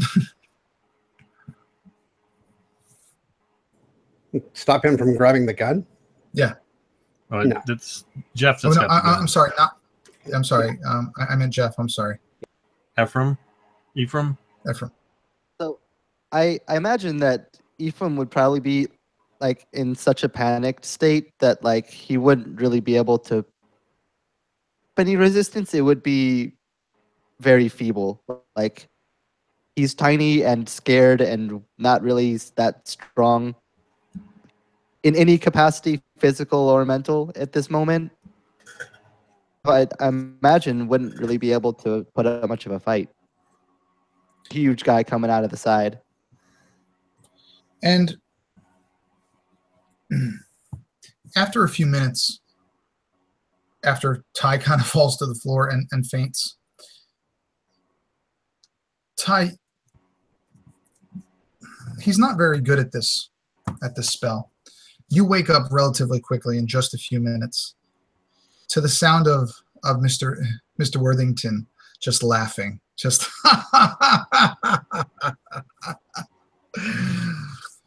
you said you wanted to know. How was that for you? And I'd look at him. If that's something that you think I'd want to learn, then you're heavily mistaken. And I kind of stand to my feet, and I'd look at these. I feel like I probably was scratching my skin like pretty bad. Like I think they're like gouges almost in my skin. I had like Right, little but I don't bloody think that they'd be streaks. bleeding. Yeah, maybe just a little bit. Yeah, well, I mean, like more like abrasions, like than anything. Yeah, sure. But like I kind of like look at my arms, and I look at Thomas, and I would just shake my head, and I would try the door. The door's locked. And I would turn and look And- back at him and say, "All right, the hell." Listen, if all of you want to go, I would only ask one thing. And he goes into his desk and he pulls out another bottle of, it looks just like the bottle of whiskey and cognac in that kind of crystal decanter. And he pours 5 glasses. And he says, all of you, have a drink with me. And if you truly want to go, I will let you go. But have a drink with me first.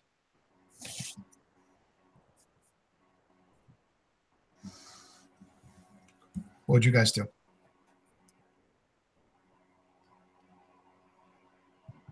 Ephraim would look to Cain, actually, in this situation. Just kind of like eyeing his gun now in Cain's hand that he had just had removed. Despite him Cain- having the episode, would kind of like look to him for guidance, considering kind of seeing him being the bigger, stronger person that he's not. Cain would raise the pistol, raise the revolver, cock the hammer back, and he's pointing it right at this old man that just poured the drinks. You brought us here on this day. You know what this day means to me. You know what this day obviously means to everybody here. To play mind games with us?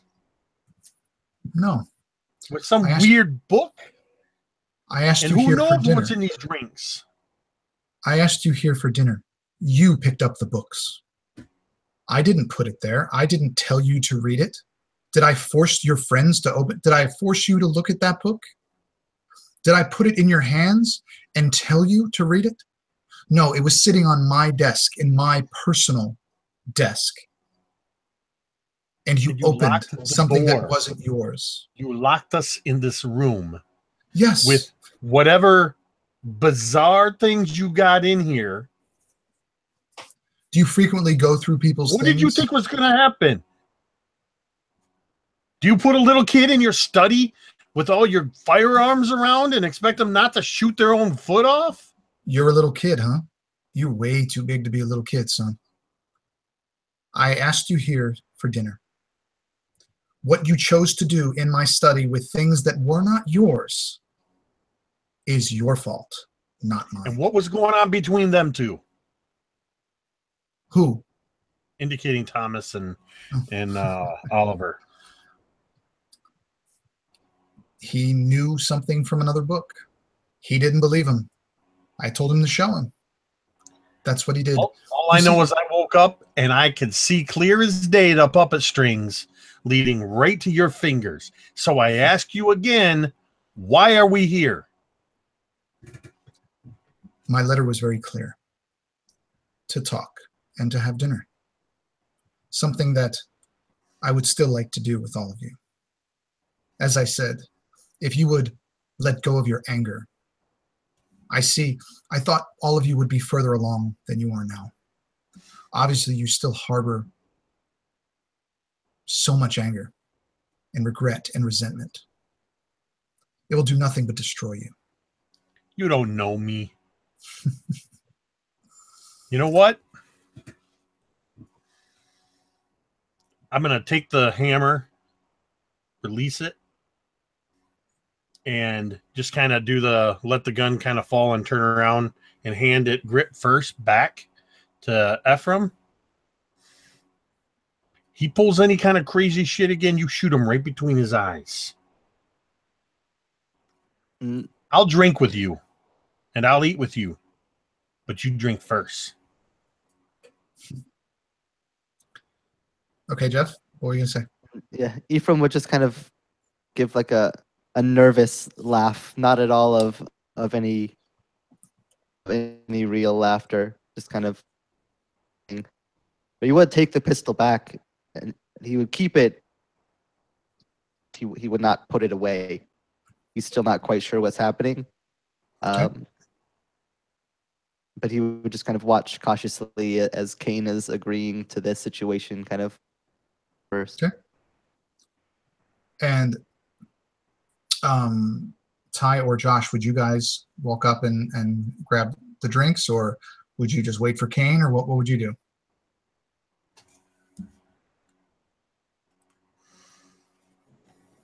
No, I'm physically drained from casting the spell and trying not to show it though. So I'll walk over and I'll take the drink. Okay. I'm looking at everybody else like we are the broken. And what about you, Ty? Stop saying that like it means anything to us. Like, what the hell is the broken? No one's decided to explain that yet. And you see a smile go across Worthington's face when you say that. And he just very kind of almost condescendingly said, maybe you would understand if you asked the right question. Maybe I don't want to know the answer. Fair enough. And he hands you one of these shot glasses.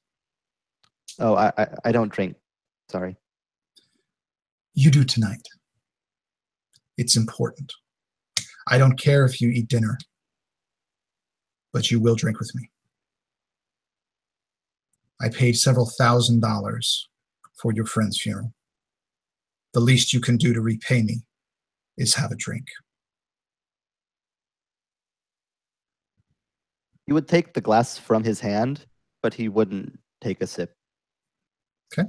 And what about you, Ty?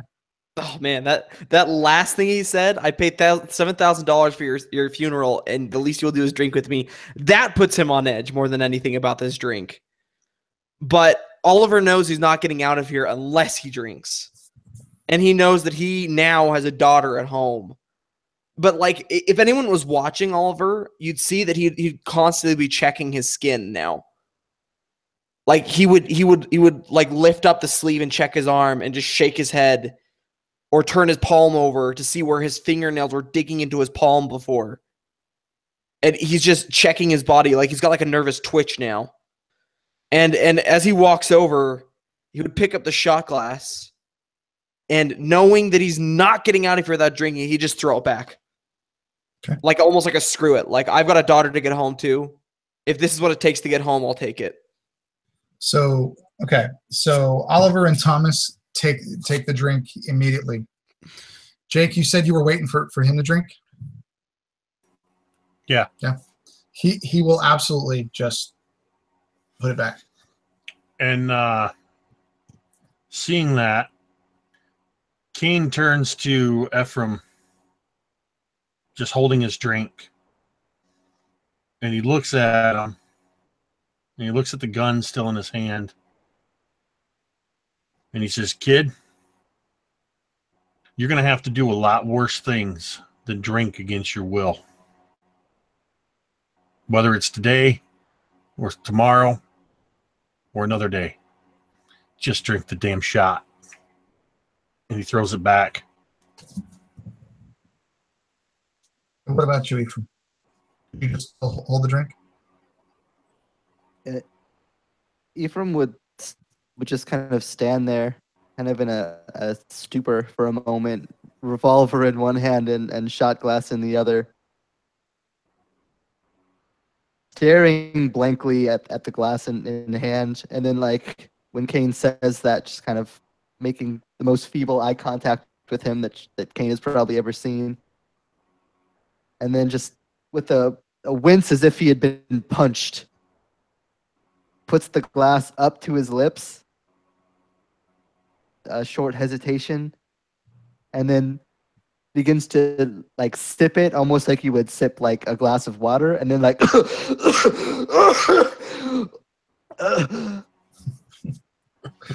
again. And Cain, seeing that, would you say anything to him? Nope. I think he would just kind of chuckle a little bit and clasp him on the back. Just a big meaty fist, kind of just a solid, and then just kind of, you'd feel him kind of, his hand almost wraps around your neck, but it's just kind of, he gives you a reassuring squeeze of your shoulder. Would you finish it, Jeff? Yeah. Then as the four of you do, and as does Mr. Worthington, you begin to feel a little funny. All four of you. The first one is Ephraim. Ephraim, the room starts to spin for you. You've never had anything like that. And at first you think it's just the alcohol. You've heard things like this. But before you know it, you really need to sit down. And then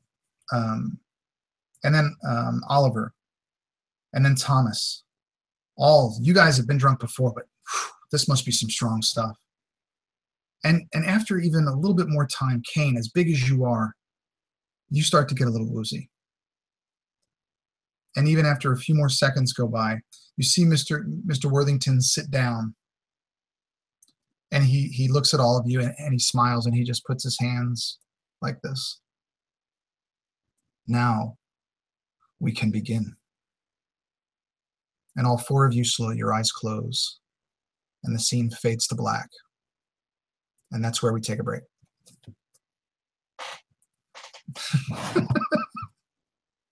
I love Jake. He's like, I know I rolled the dice, but I swear that this was intentional payback for Tomb of Horrors. No, it really wasn't, dude. You're lucky. I actually took a little bit of license with a few things to get you back in. Josh, casting that thing on you is not supposed to be, but I just thought it would be funny. No, that's fine. I mean, just if anything, it's reinforced in Oliver's mind that he's pretty sure he does not want to be a part of this.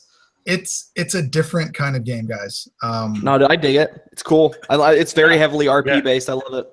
Yeah. And like I said, it's my first time, so if it's a little clunky, I'm sorry. I'm enjoying running it, but there's a few things I think, that I had to take license with because things were just taking too long. So yeah, hopefully everybody is enjoying that. Yeah.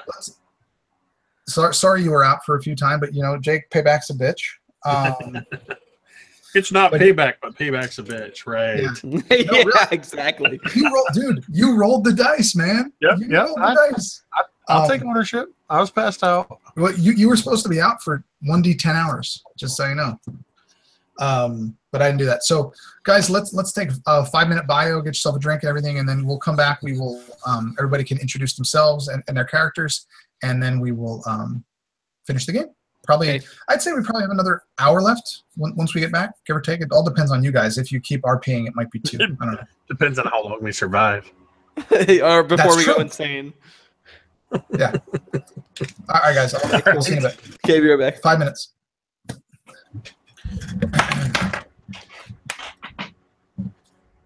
While you're waiting for us to return, head over to facebook.com/somethingRPG-ish.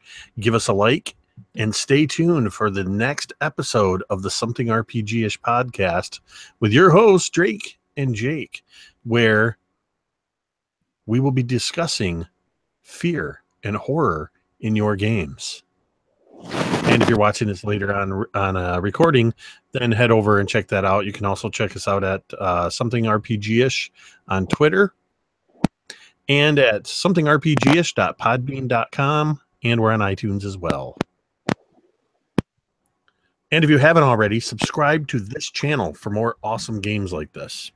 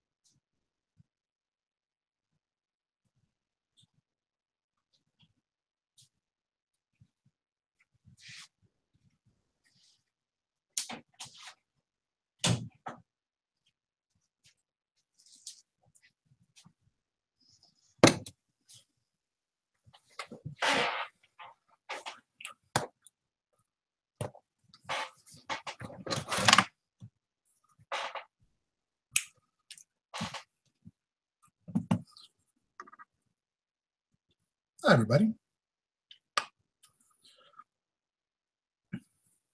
What up? Yeah, man.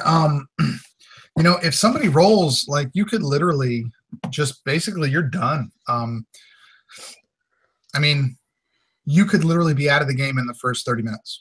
Yeah, if you make a mistake and open a book, for example. Well, you guys haven't read the books, like the rules. Books are huge. Like, that is where all the knowledge is. And if you open a book and you don't know what's in it, it can just, you're dead. Jeez. Oh, man. No, I'm liking how much this game encourages, like, RP. Like, being your character as weird crap happens. Like, I think it's very, very cool system so far. I'll tell you, it's challenging. It's significantly more challenging to run as a GM. Yeah, I figure. I bet it would be because, like, I mean, it doesn't seem like you have much space to plan, like, quote unquote encounters like you do in D&D. Like, it's much more so like roll with what the players do. Well, I do that well. I'm not worried about that, but rolling with what the players do. But what if they open a book and it kills them? Like, immediately, yeah.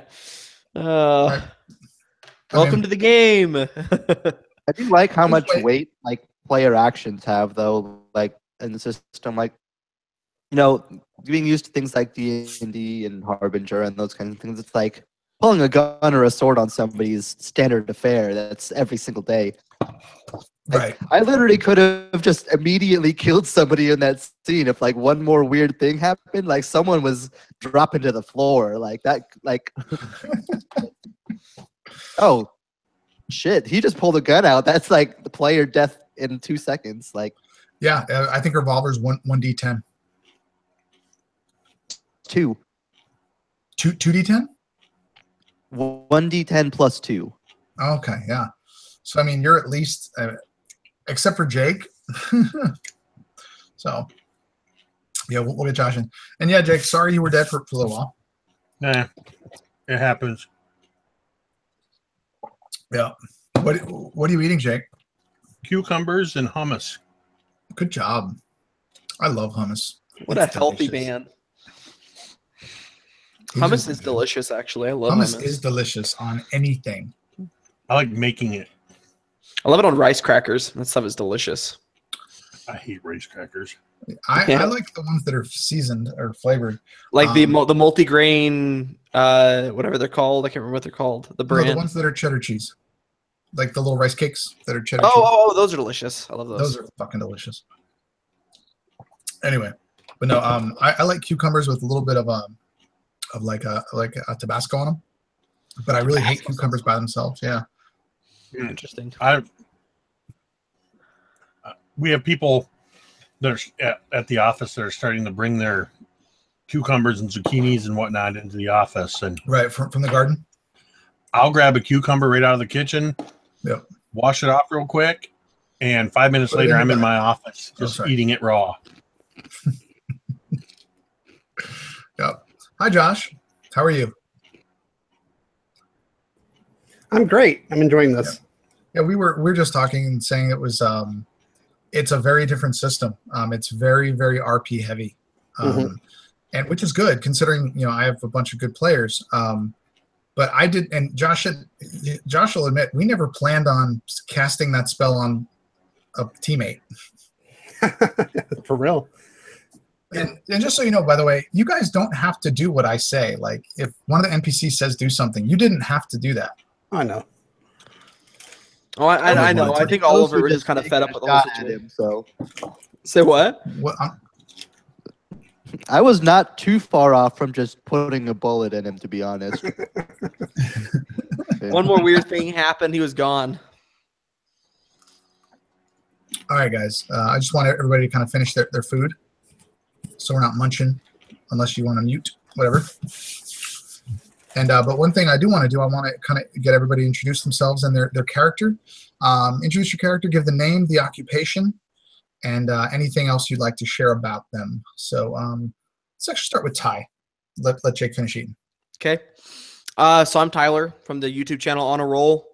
I'm playing the character Oliver Gray. He is an author.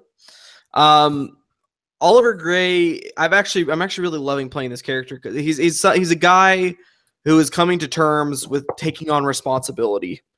He's learning what it means to be responsible for somebody else and to have to live within a set of moral codes for someone. So I'm really enjoying RPing this character. I'm enjoying playing in this game. I'm loving my first time playing Cthulhu. I don't own the books. Drake was kind enough to help me make a character, and I've been watching his videos. But I love this game so far. I love this character, and I'm excited to see what happens next. Thanks, man. Let's go with Josh. Who are you, and what are you playing? I'm Josh. I don't have any YouTube channels or anything, but I've just been role playing for 20 years and signed up for this, and I'm enjoying it. My character is Thomas Prater. He is a professor. He's on hiatus from the university because a year ago his daughter was murdered. Toll on him, and he was kind of let go to get it together. Hit the skids, never got it together. Resorted to gambling, not very good at it, and he's basically just squatting now in New York. Okay, Jake. I'm playing Clifford Kane. This is probably the closest I've ever come to playing a evil character. I wouldn't say he's truly an evil character though. He has a criminal background with a specialty as kind of like a teamster working with unions. He's the hired muscle. It's very different than any character that I've played before, but I'm really enjoying this setting. I feel this feels so much different than D&D, or even the pure RP games, the improv games that we run. I'm liking it. I'm kind of exploring it out, exploring it a little bit, and having fun with it. Great interaction with the characters, yeah, it's fascinating. Oh, and by the way, I'm Jake, Mini Terrain Domain, something RPG-ish. All that. Because he's everywhere on the internet. And finally, Jeff. Yes, hello everyone. I'm Jeff, YouTube channel Encounterbalance. Ephraim Orthoff, he is a budding psychoanalyst on the budding schools that have been kind of just introduced at this time period by people like Freud and Jung. And he is taking up that art because he knows what it's like to be mentally broken and to be destroyed. Can't really help himself out of the rut that he's fallen into. He somehow still has the heart to want to do other people some good out of it. Help people come back to their senses and understand themselves better, even when he can't do so to himself. Awesome. And again, you guys are doing great job with everything. As I said, we're all still kind of learning everything. But I will say that I am Drake. I run the YouTube channel, The RPG Construct, where this is going to be posted. I've had the Call of Cthulhu books for less than 2 weeks.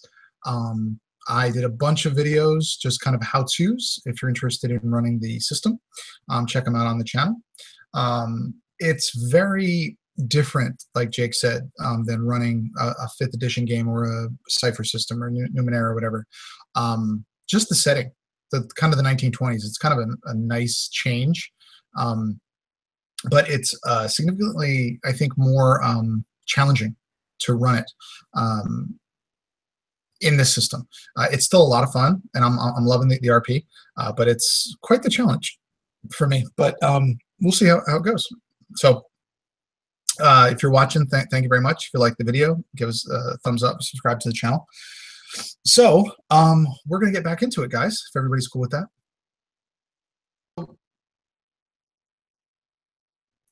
So really, what is, I don't know.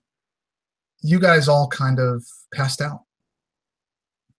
Your eyes closed, and you got kind of dizzy, and everybody kind of faded to black. And now we come back to where we started the game. And Thomas, you open your eyes again, ever so slowly. Things are blurry again, but they quickly clear up.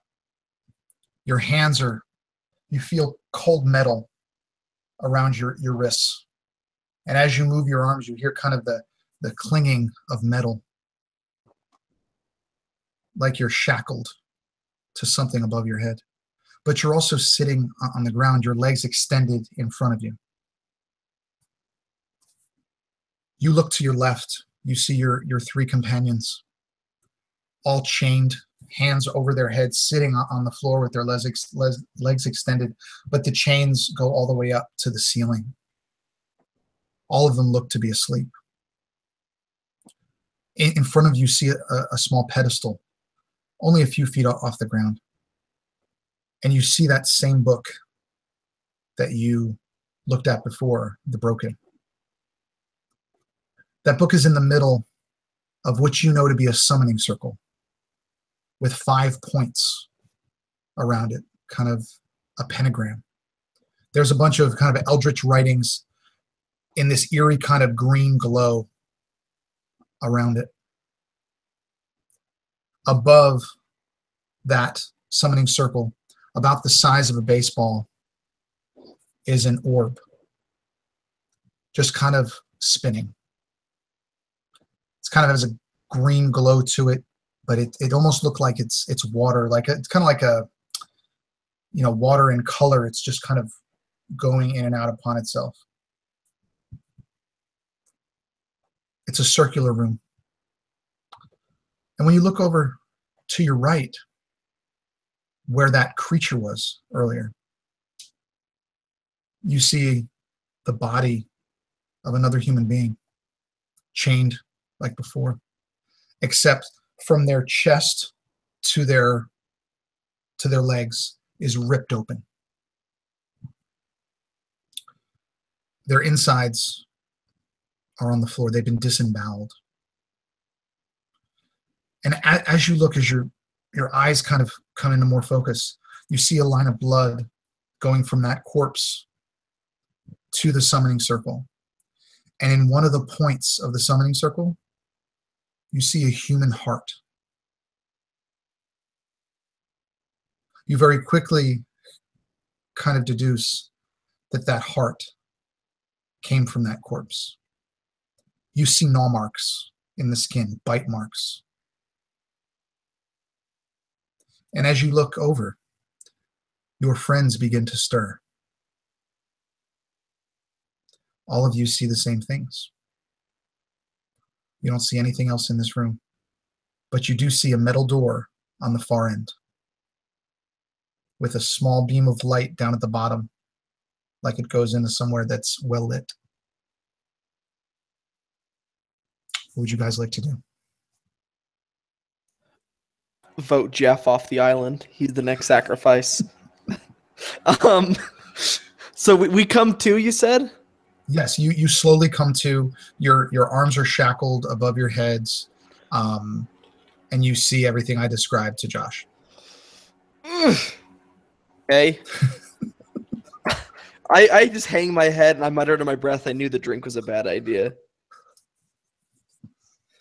And I'd kind of look over to the person. Wait, who's closest to the corpse? Josh. He's next to it. And then who's on the other side of the corpse? You said it's like a 5-pointed star. It would be Kane. Okay, cool. I'm not next to the corpse. We're safe, Jeff. We're safe. Okay. So I would look over at the person. I guess I'll just say Kane's to my right. So I look over at Kane, who's next to the corpse, and I say, "Can you get your hands free at all? Are they loose?" And I kind of start like pulling on my chain. Did you say we were suspended with our arms up? You are sitting on the ground. We're sitting, but your arms are shackled above your head. It's connected to the ceiling. There, you do have a little bit of movement. You can't move that far, but they're tight above your head. If you stood up, they would still be shackled, but they would be loose. How high up is the ceiling? About 10 feet. I'm going to stand up and I'm going to take this little bit of slack and kind of ball it up in my fists and try to, is it like shackles? Yes, like metal manacles. I'm going to kind of ball up a little bit of this chain and I'm going to try to yank down from the ceiling. Still being groggy from this, I need you to roll me a strength check, please, or a strength roll with one penalty die. I want to kind of whisper, wait. Don't make any noise. Jake, did you hear him? Yeah, but I was already pulling on the chain. So the penalty die, I take the higher of the two? Yes. You son of a bitch. I rolled a 5 and a 95. Then you pull as hard as you can, and all it does is dig the manacles into your wrists as blood begins to slowly seep from your wrists down your arms where the manacles have bit in. Jeff or Ty or Josh, what would you guys like to do?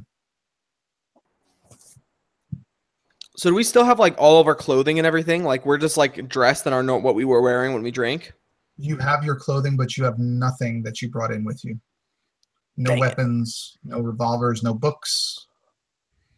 Let me see. Are there any like items like on the floor? Like I start scanning the floor and scanning the room.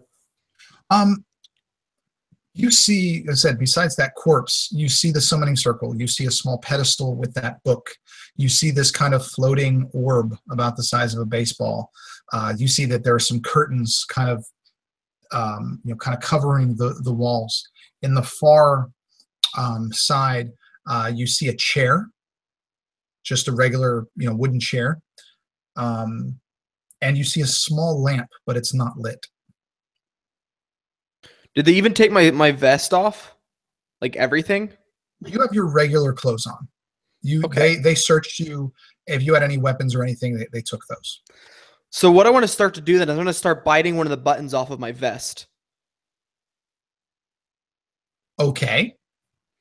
Because so old 1920 clothing, the vest had like a little metal, like buttons had little metal clasps on the inside of them that maybe I can use to get the shackle off. So I'm going to start biting a button off. I don't think there's a bite skill, so I'm just going to say you successfully bite off a button. Okay. And I'll proceed to try and get it into my hand. I'm just thinking outside the box here, man. I'm just going with whatever comes to mind. Okay, wait. Give me. I'm going to give you a 50-50 shot. But I'm not going to tell you whether to roll high or low. You spit this, you get it in your mouth and you spit it towards your hands. You got a 50-50 shot. Okay, here we go, guys. Bless the dice. That is a 63. I was going to say 51 or higher. So you go and you grab it in your two fingers. I can't hear you, Ty. No, you might have to relog again. I'm going to go to Jeff while you do that. Jeff, as he spit his button into his hand and then couldn't talk anymore. Ephraim, at this point, I think is just like and just almost lost in a haze of confusion and fear and doubt. Okay. And I don't think he would at this point yet. What about you, Josh? I'm going to start flexing my hands and wiggling my toes, trying to get the feelings back in them. Trying to shrug off this haze and going to whisper, guys, there was something here. Something. I don't even know what it was. Something ate that corpse. We got to be quiet. And hearing that, what would you guys say? I almost yell at him. Oh, sorry, go ahead. I was just going to say, be quiet. Something so we can stay here and be eaten too? Yeah, don't be alarmed. Don't be alarmed. Just be quiet. Yeah, I almost yell at him, but instead it becomes an angry whisper. It just cut out again. It's just like you got halfway through it, buddy. You said it almost comes out as an angry whisper, and then we heard a tick, and then it was over. Listen, log out and just reboot your computer. He swallowed the button.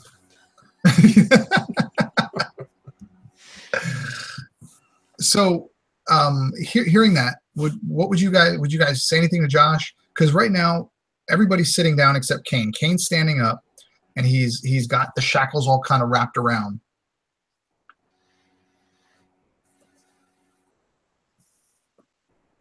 Hopefully Ty will be back because he just swallowed his button. So your angry whisper, Ty, why don't you give this? Yeah. So it's just when I jostle my headset like too much, it just stop. Anyways. Okay, I'll stop. So I like in an angry whisper, like I say it like across the room. I thought you said we could trust this guy. Like you said that he would teach us something or whatever. I don't know. And who are you talking to? To Thomas. And I'm like, yeah, trust the guy who's talking about summoning our savior, my ass. It's like kind of like pulling the fabric off the button.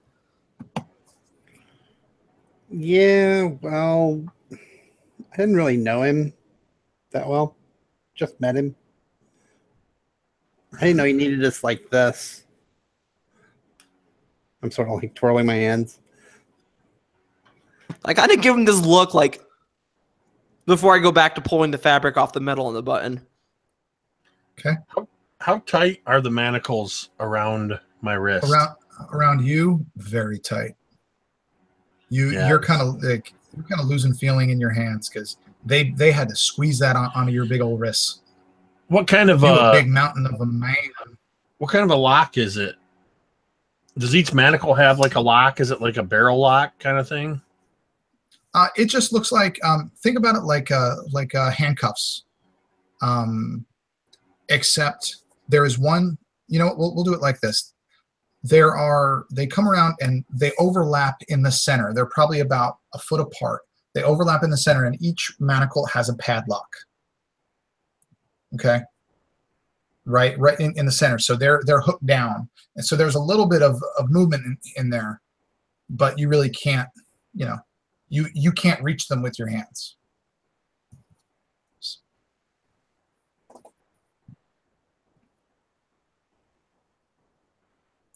And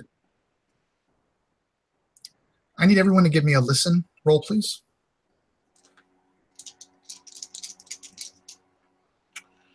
Listen. The rolls are not going well tonight. So clarification. If we don't have the skill, is it just based off the percentage? Yes. Okay, so I passed then. I got a 19. Okay. Jeff, Jake, or Josh? 87. 87. I didn't hear nothing. I failed mine. Too. That's over me. I can only hear my labored breathing. So Ty, because you're closest to the door, you hear footsteps getting closer and closer to the door, and you hear the jingling of keys being put into the door, and the door being unlatched. It's that kind of metal, that's the squeaking of metal, but you would have a second or two to say something before this, whatever it is, happens. So can I say and do something? Sure. Okay, so I say, guys, shh, someone's here, real quick, like in a whisper, and then I take the button that I'm pulling the fabric off of to get the metal, and I slip it inside the manacle to the point where I can still pull it out, like if I just move my hand a bit, but just where it's hidden. Okay, are you still standing up or are you sitting down? I'm sitting down. Okay. With him saying that, what would the rest of you do?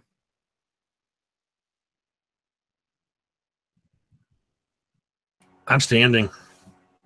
I'm staying standing. Okay. Jeff or Josh? I'm going to pretend to be out still. Okay. Jeff? Oliver would just see Ephraim look over to him as he's talking with just like the coldest, emptiest, most scared that you've ever seen.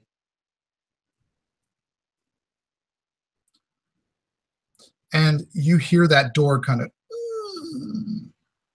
swing open. And you outside of the door, you see anybody who's looking sees just sees kind of a well-lit hallway. It resembles the hallways that you walk down getting into the study. And someone walks in. He's wearing a blue and gold robe. It's hooded. You can't see his face, just an average size human, very small in comparison to Kane. And he walks in, and he's obviously looking down when he first walks in. And the moment he looks up, Jake, he locks eyes with you, but you can't really see his eyes because it's kind of hooded. But he stops, and he's holding something in his hand, and he just looks at you. He's probably 5 feet away. You cannot get to him with your manacles on, but he just stops and stares. What would you like to do?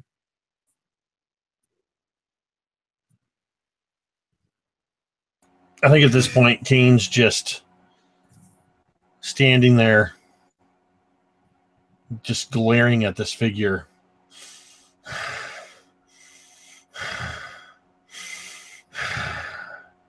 Just breathing heavy. He's got a little bit of a snarl. He does not, I mean, literally like a caged animal. He does not like the situation one bit. And he watches you for a moment. And then he puts his head down, and he walks just far enough away that you cannot reach him. He kind of walks on the inner circle of this room, and he goes over to that lamp, kind of in the far corner, and he lights the lamp, and he just a little bit, and he sits down in that chair, and you hear him muttering something, just kind of inaudible, and you see him kind of swaying back and forth, just. Did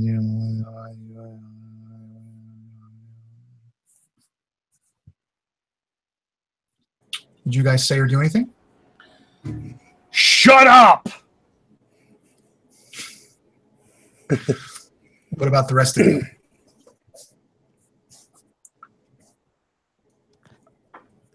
Can I roll to see if I identify it?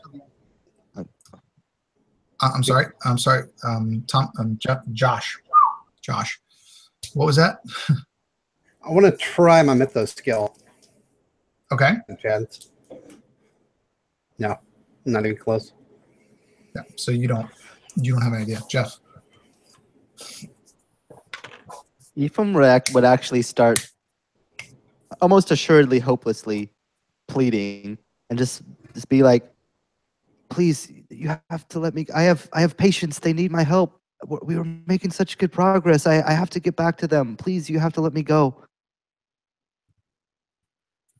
And Ty? So he's like, his eyes are closed and he's like rocking back and forth, muttering. Yeah, he's just hooded and he's just. Oh, I start to work on this button even faster, man. I'm tearing at that fabric, trying to get it like so I could just have the metal piece. I'm trying to think what we could roll for that. Maybe You're definitely gonna have a penalty die, but what do you have on your skill thing? You know what, why don't we do pick locks? Wait, to get the button out of the, or No, to no, no, actually to okay. actually try to get the lock. Yeah. Okay. So what? Maybe you could do that. One penalty. Yeah, one penalty. If I were to push the roll, would it be no penalty? No, there's going to be no. You can absolutely just push. You would just roll again. Okay. Well, let's just see the first one then. Oh, that is no good. That's an 84 and a 94. You can push it if you choose. Let's push the roll. Okay. Much better. Okay, 43 or 53. So 53 is my highest then. And what's your lockpicking skill? I don't have one. So what does that mean I need to get? That means that you don't make it. What do I have to get to make it? 5 or below. I've got 75 luck. Do I just pour it into this? Yeah, hopefully everybody remembers that. You can use luck for everything except sanity. I have to get 5, so I'd have to pour 48 into this. Oh, that would put me really low. And if I remember from the video, it said low luck can get you like destroyed. Yes, basically low luck. If something bad is going to happen to the party and only one of you, whoever has the lowest luck, it's going to happen to them. So I'm just going to say, I guess I assume it just doesn't work this time, but I'll try again in a little bit. Well, you push the roll. Oh, wait, that means something bad happens because I pushed. You push the roll. So that means that you drop the button and the button hits the floor under you and rolls into the summoning circle. And as you hear this guy just, that orb is getting larger until now it's about the size of a basketball. And very quickly, almost like in an instant, you would have missed it. You see a scaly green arm come out of the orb, grab the button in the summoning circle, and pull it back in.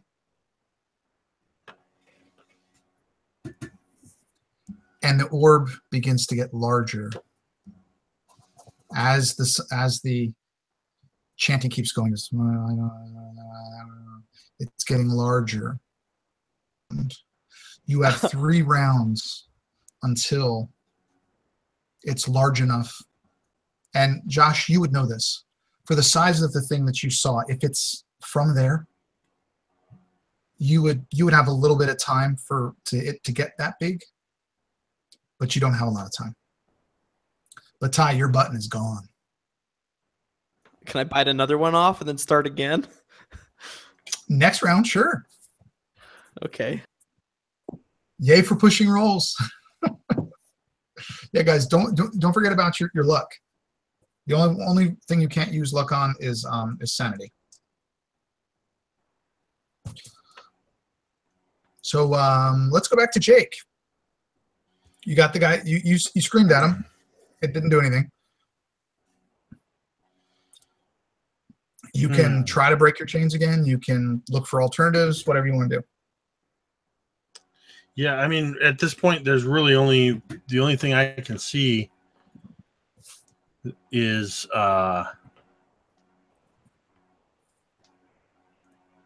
try and break the chain. I mean, I just don't see anything else. You can get to the point where you can touch one of your teammates. So if you want one of them to help you, like they pull on you while you pull on the chain, I will give you a bonus die to that. Because you're already huge. I don't think he would think that way. Okay. I think he's thinking, looking around at these other three guys, he's not in any way considering that they could help him break free. He's going to try to break free on his own. Okay, this is going to have to be a hard success in order to be successful. Jeez. Is this a strength check? Yes, straight strength.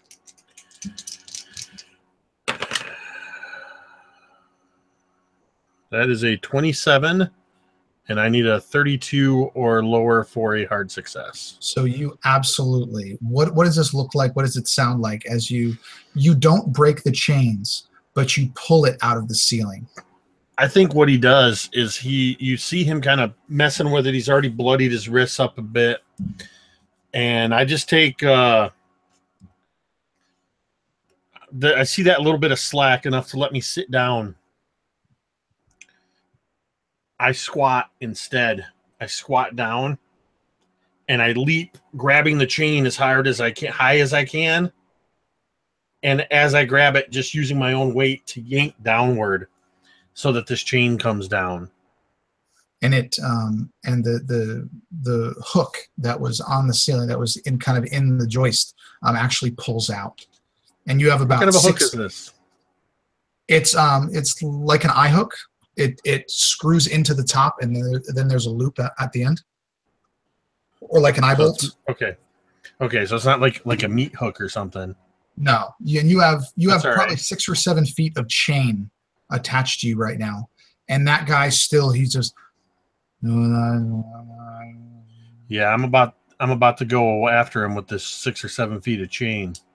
Okay, that's going to be your turn for this one. We'll get to the next round. Jeff. Ephraim's kind of seeing the situation continue to escalate. Kane has broken free. Ephraim's fight or flight is kind of starting to kick in at this point. And being much smaller than Kane is and most people, he's going to try to see if how tight the manacles are on him, and if there's any way that he could try to work himself out of them, even if he has to cut his hands up a little bit to do so. Let's go with the dexterity with a penalty die. My specialty. It's not my specialty. Yeah, I know.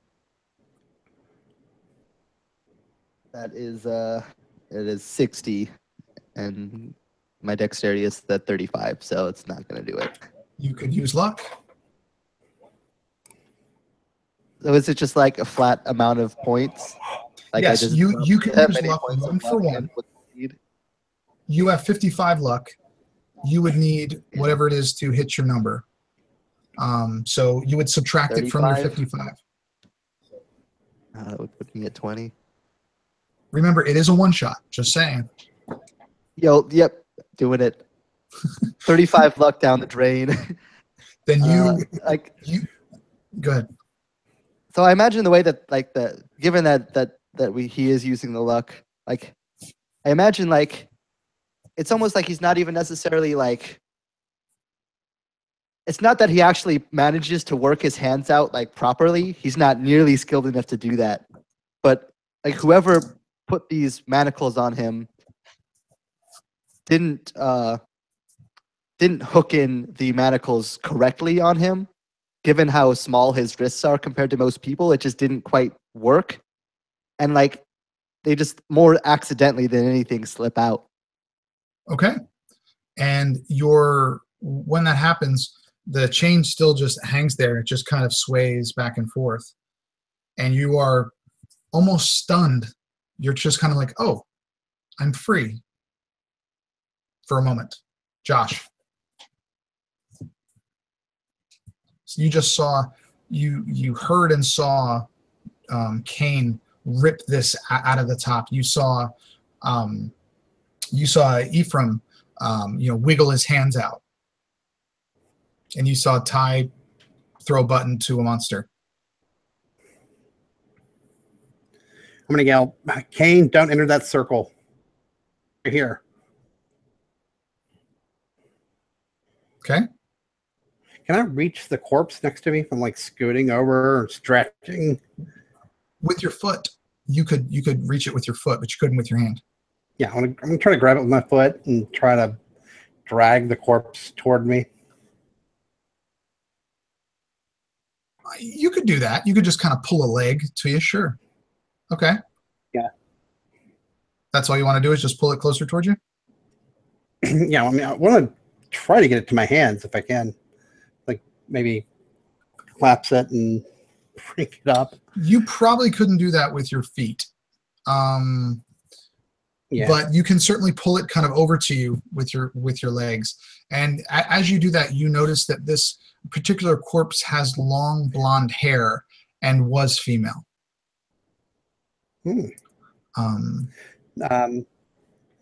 Ephraim, I want to try to get Ephraim to do what I was going to try to do.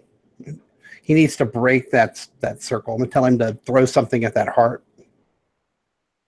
Okay. Then let's when it's your turn, Jeff, you can do whatever you want to do with that. Ty, good. So Oliver's like trying to figure out what to do. I mean, like he doesn't think he has enough time to bite a button off. He doesn't think he has enough time to like, he's not strong enough to rip the thing out of the wall. So he starts thinking and he's like, wait, I read this spy book once where a guy was in handcuffs. I'm going to dislocate my thumbs and pull them out. AKA psych. Okay, not psych, whatever it's called, Dexter. Okay, so he's gonna try and dislocate his thumbs to pull his hands out. I wouldn't even know what kind of roll that is. I don't. Maybe like maybe some sort of constitution, like to go through the pain. Strength, constitution. No, dislocate your thumbs. We're going dex. Straight Dex. dex. Okay. With the penalty die. With a penalty die too? Oh, okay. Well, you're trying to dislocate your thumb, something you haven't done before. Okay, no, I'll give you a choice. Before you roll, tell me, do you want it to be a hard success to succeed, or do you want to use a penalty die? Let me check real quickly.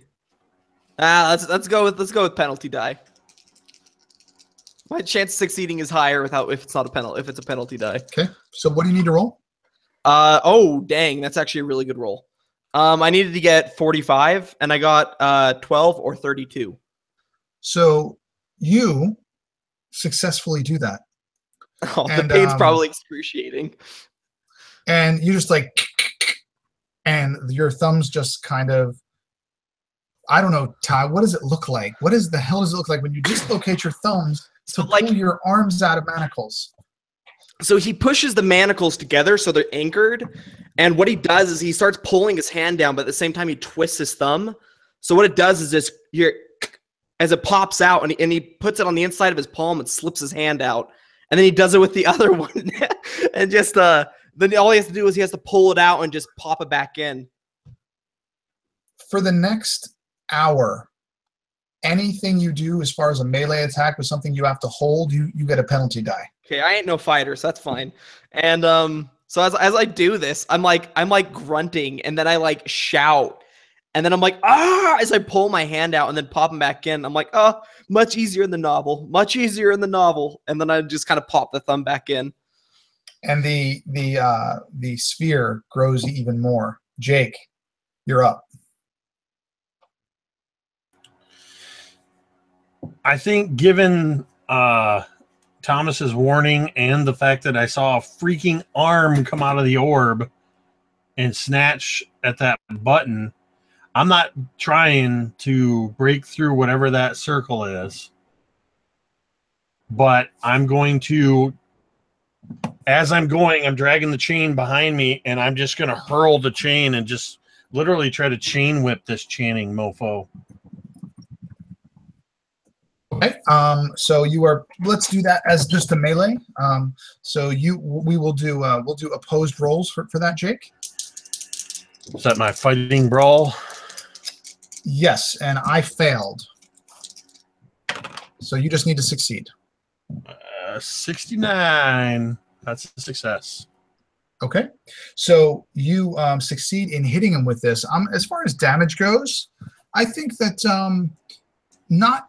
Would you want to wrap it around him, or would you want to just hit him with it? What would you be trying to do? I am trying to hit him as hard as I can. I don't care if I cut him in half, knock him out, rip his head off. So give me 1d6 for the damage, plus your damage bonus for your size. It's a d6 plus a d4. That's going to be both ones. 2 points.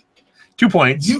So you hit him with this thing, and as he's and he pauses for just a brief second, but then he goes back to it doesn't break his concentration. He rolled a 4 on his concentration. So you whacked him, but you only hit him for 2 points. And I think you would, just as that happens, he would actually for a second just kind of go, and probably the first time in history that somebody says, "The fuck?"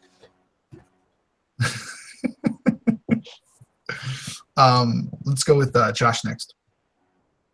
Oh wait, no, is it no Jeff? Let's go with Jeff. I'm sorry. Josh was playing with the corpse. So Ephraim would immediately kind of just try to scan the room and take stock of kind of the position of everything. So where is this guy in relationship to us in the circle? This room is the circle, but there's kind of a small little alcove on the right side. It's just has, like I said, a chair and a small lamp that is now lit. It's probably 10 feet, 15 feet away from where you are, about 20 or 25 feet from the center of the room where this summoning circle is. And where is this guy? He is sitting in the chair. In the chair. Oh god, this is not going to work. Seeing the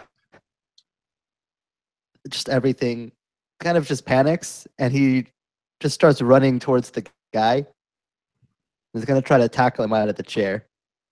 Okay. Give me a brawling roll.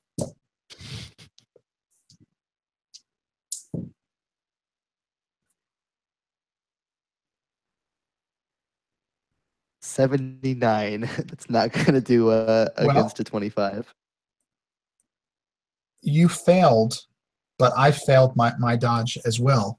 And when it comes to opposing rolls, you initiated the attack.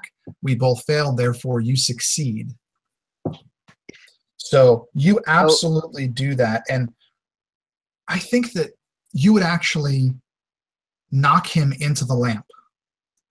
And the lamp would actually fall to the ground and the oil would go. And not only would this guy be caught on fire, but the curtains right there would be caught on fire. And they would start to go up in flames as this guy's robe begins to go up in flames as well.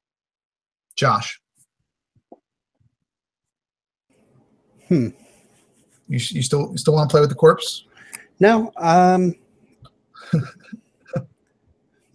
not sure what I'm going to do. I was looking for something, but I think I'm just going to sort of hang out here right now. Okay, you But- want to try to get out of your chains? Ty's free, right? What is your character's name? They're all free except you. What is Ty's character's name? That's going to be, sorry, it's going to be Oliver. Oliver. I'm going to say Oliver. Oliver, over here, focus. Look, the point. It's a heart. Got to knock it out of that circle. I just look at him like he's crazy. I'm like, you want like what? Focus. Trust me. That's a heart. Knock it out of the circle. I'm like, last time I trusted you, I ended up scraping the skin off my arm. You got to stop this. Hey, Josh, keep in mind that the heart is. Let me do a drawing for you, just so that you understand what we're talking about. I just want you to see. So you have a pentagram, right? Mm-hmm. And the heart is in one of those. Is inside the summoning circle. Yeah. The same. Throw something at it. Okay. He's telling you to throw something at it. So did the dude? Okay. Did the dude get tackled out of the chair? Oh yeah, he's on the ground. He's on fire. His robe is on fire. The curtains are on fire, and because the lamp has busted and all the oil has now become basically set alight, and one side of the room is beginning to burn. So I guess I would run over and pick up the chair, and like a lion tamer, I hold it out in front of me as I get closer to the circle to kick the heart away. Okay. I mean, he seems to know this Cthulhu stuff. So, I mean, I'm trusting that at least he knows how to stop the ritual. Okay. So you don't want to do anything for your friend? You just want to grab the chair. Okay. Well, I mean, I pick up the chair and I'm going to try and move the heart because that seems to be what he thinks will stop it. So will you be putting any part of this chair inside the circle? Oh. I mean, I guess I'm holding it out in front of me, so yeah. Okay. So when you do so, I imagine that you do this slowly, but you see that the room is beginning to burn around you. The curtains are beginning to burn, and like the drywall is beginning to light. This is not a good thing.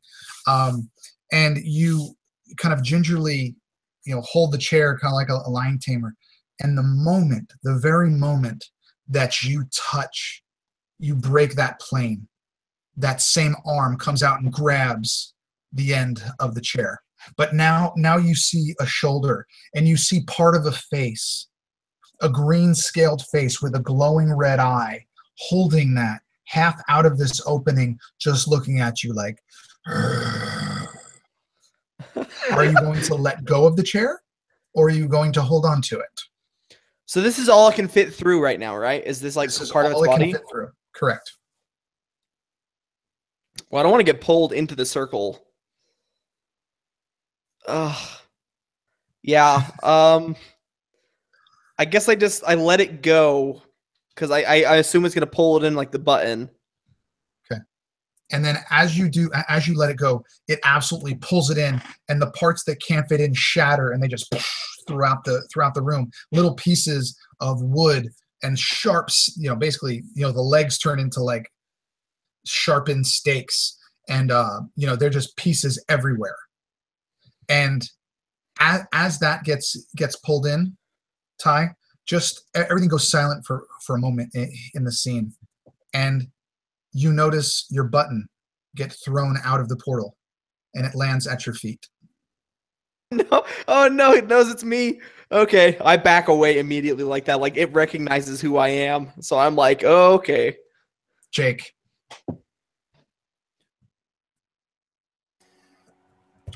So, kid psychoanalyst here knocked out the dude, set everything on fire. Well, he didn't knock him out. He knocked him down. But he's burning. His robe is on fire. Yes. Good. Good. Hearing what Thomas said, I think I'm just going to take a swing. I'm going to turn around and I'm going to try to sweep this chain, this 6 or 7 feet of chain, without my hands breaking the plane, through the circle, trying to wipe anything, this heart, whatever's in there, out. And as you do so, the chain hits the heart, and the heart flies out. But that same arm grabs the chain and begins to pull the chain into it, hand over hand. It's now got 2 hands, and it's pulling you closer and closer and closer. You have 1 round until you are pulled in. Jeff, what do you do? Oh my gosh. So Ephraim would be ignoring the fire, ignoring the everything, would just begin almost without any care for this person or anything that's happening, just begin like patting down this dude's body under his burning robe, searching for any semblance of a key of a I mean, the guy's still moving. He's not. He's just, you know. I would still try. Okay. Like I'm just trying to find a key ring or anything attached to this person. Give me a spot hidden with a penalty die.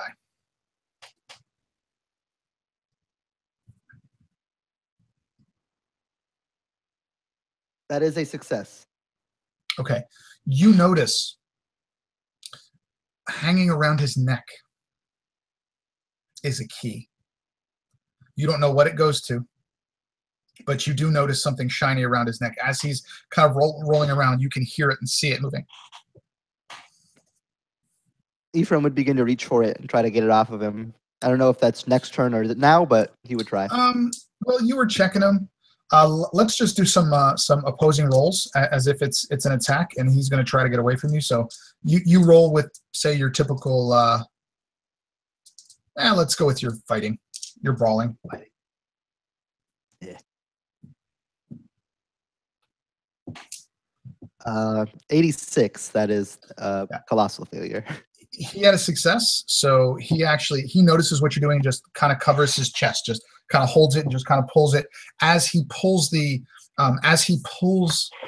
his robe off, as it's burning, just leaves it in a burning clump on the ground. And you notice for the first time, all of you see that this guy is horribly scarred, as if part of his skin in patches has been peeled off. And you see these eldritch symbols on the right side of his face and down his right arm and his right leg. And when you look at him, his eyes are black.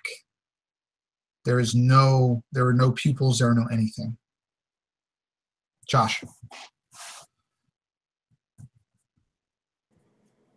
going to try struggling for the manacles now and just try to get out of them.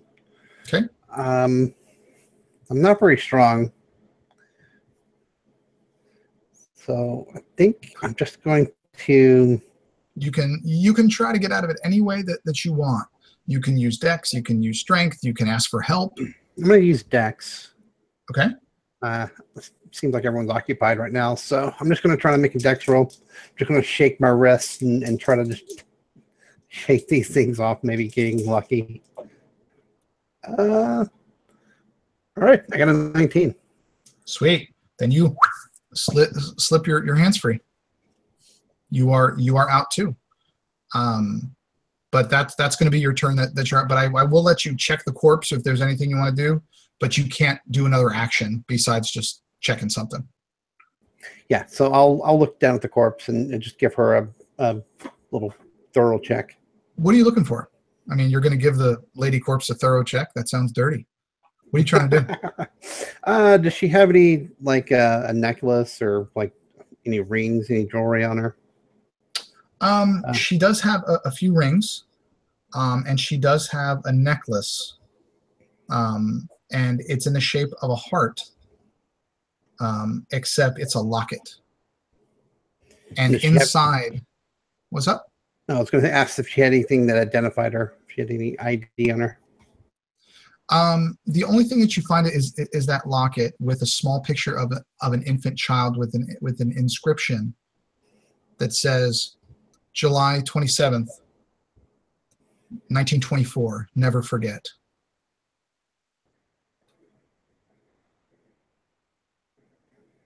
Okay. I'll take the locket. Okay. And guys, as you're doing this orb is now almost big enough for this creature to come out. You can see as it's pulling, you can see both arms now, most of its shoulders, most of its face. It's almost out and it's pulling. Jake, you are probably 5 feet away now, and it is, and you can see this kind of, it looks wet. It looks scaly and wet, but I need everybody, as you can see this whole thing now, I need everybody to make a sanity roll for me, please. Nope. I don't do so good with those. No, I'm pretty low in sanity now.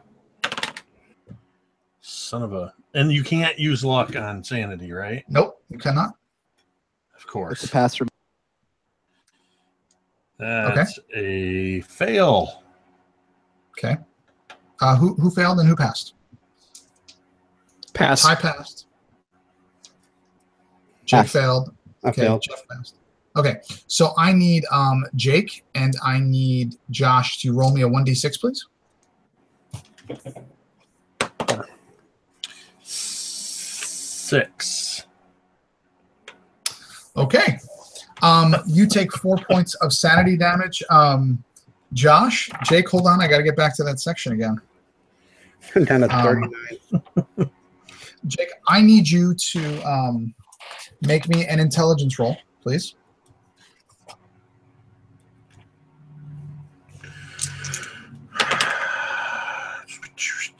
Failed that too. 65. Good. Your mind. Oh wait, uses- I'm supposed to win. I'm supposed to fail that, right? You're supposed to fail that one. Your mind basically can't comprehend what you're seeing. Your mind just decides, you know what, I'm not even going to deal with that, and it just puts it in the back of your mind for later. You do not go insane. You do not go temporarily insane, but you do take 6. You do take 6 sanity points off. Josh, 6. you take 4, 6, but you do not go mad. Okay. Okay. And the other two, Jeff and Ty, you take 1 sanity point off. Even though you saved, you still take 1.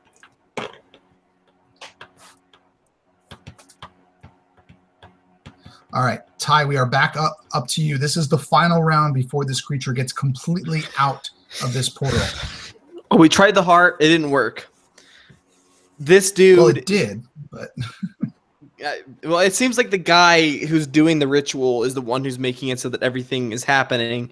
And Oliver does not generally like violence, but it's a desperation at this point. And I'm going to run up and curb stomp this guy on the ground. Just out of an insane desperation, like a fearful desperation, actually. okay. I mean, he's he pulled off his robe and he's probably kneeling now, but he is going to try to dodge with a penalty die, and I need you to do your attack. Is this fighting brawl? Yeah, fight brawling. Yeah. Okay. Ooh. Okay.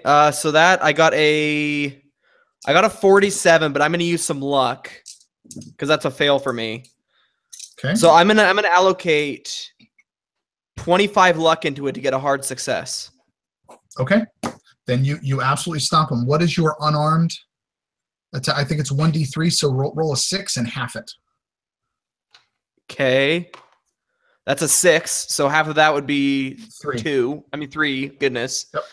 And then plus I don't have any damage bonus from Right. for combat. So you just 3. so you just basically stomped on him, and Yeah, and well, if he's kneeling, I guess I'll run up and knee him in the face. so you look and you see his nose begins to bleed where you need him. You certainly hurt him, but you didn't hurt him that bad. Okay. Well, I'm not a hand-to-hand fighter, obviously. So, Jake, you are 5 feet from this creature. As you get closer, you can almost smell the rotten putridness that is within this. You're almost face to face. If you reached out and it reached its arms out, you would touch. What would you like to do? Given what just happened in that moment when he saw it, Kane felt something start to break, something start to fracture inside him, and he just grips the chain tighter, and you can just hear him going, no, no, no, no, no, no, and he's gonna pull with every ounce of strength he has against trying to loose this chain. Okay. Let's do some opposed rolls. Ooh. Okay. Let's see. That is a success. Okay. But I want to make it what's it called? The super success or whatever. Hard success? Whatever the really little number is. Extreme. Critical? Extreme. Extreme. Yep. Super. So let's see. I got a 41. I'm bad at math, so I'm just gonna dump 30 luck on there. Okay. And make it an 11, which makes it a extreme success. So you absolutely do this. You pull the chain out.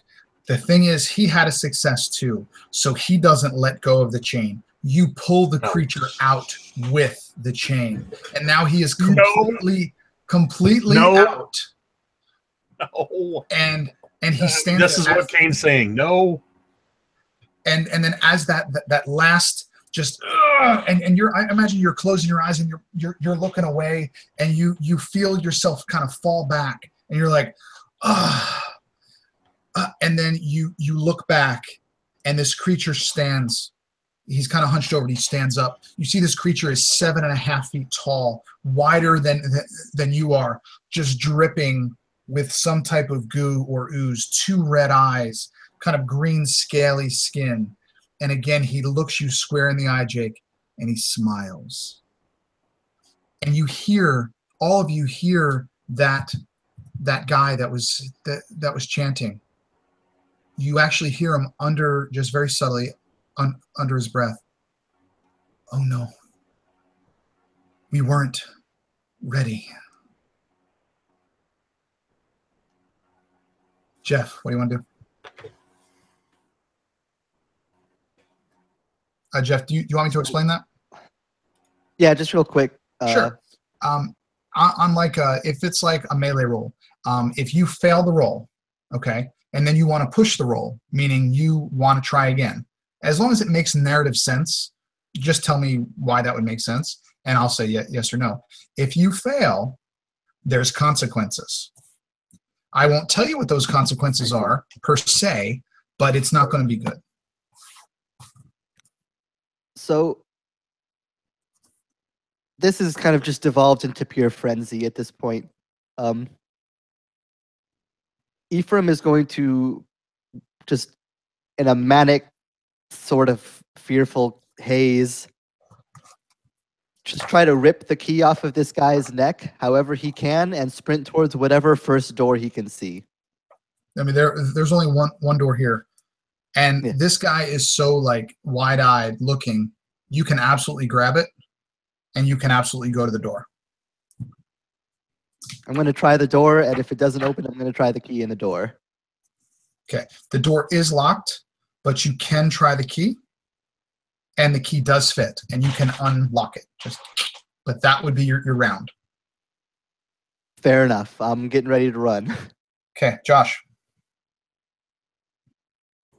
I'm running for the door. I'm getting out of here as well, avoiding the circle. Okay. Ty. Jake is face to face with this beast. The beast is still holding on to the chain that is connected to Jake. Two people have now run for the door. Let me roll to see what I would do, or to see what Oliver would do.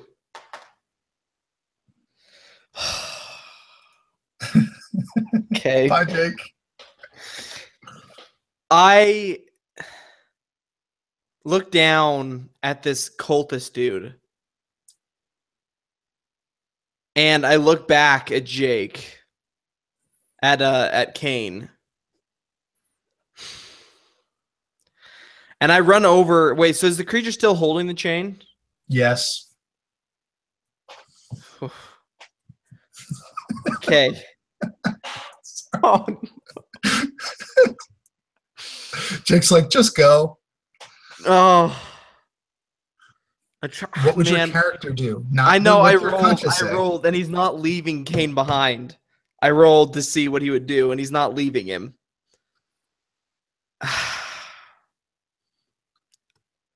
I grab the cultist, and I hurl him into the circle.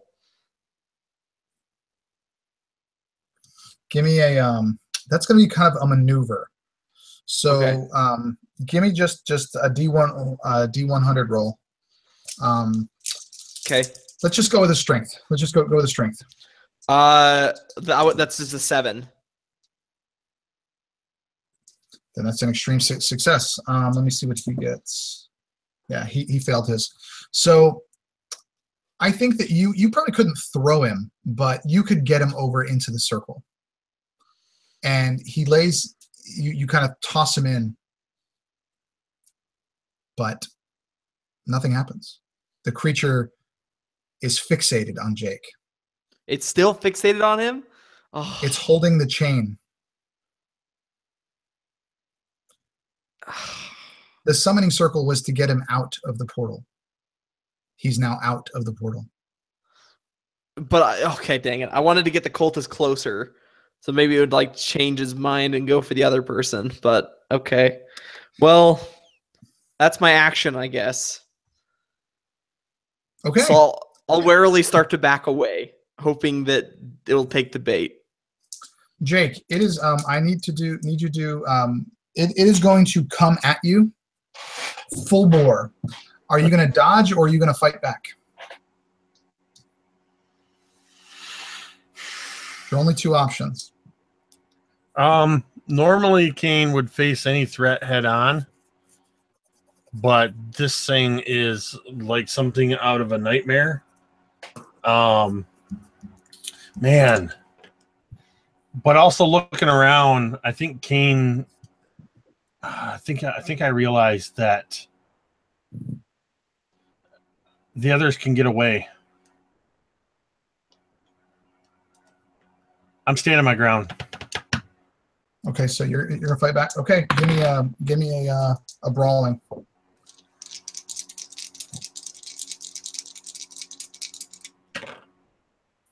Oh, I have a 75 in brawling. I rolled a 73. He rolled a 99. He rolled a fumble, which means it's like rolling a critical fail. So as he ran at you, the cultist guy, the chanting guy that Ty threw it towards the semicircle, he trips over him, and the creature falls prone and lets go of the chain as he falls prone. As you're standing there, so he never gets to you. Jake, what do you want to do?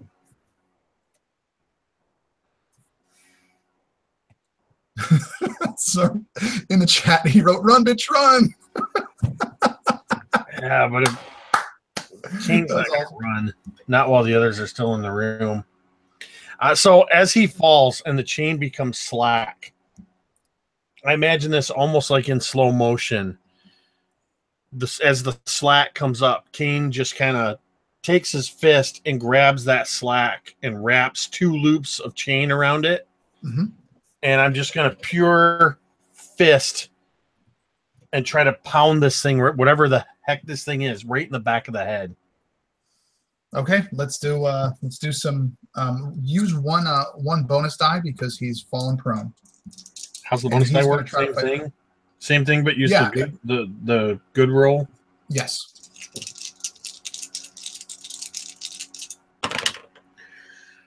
Both of them are successes. It's a 52.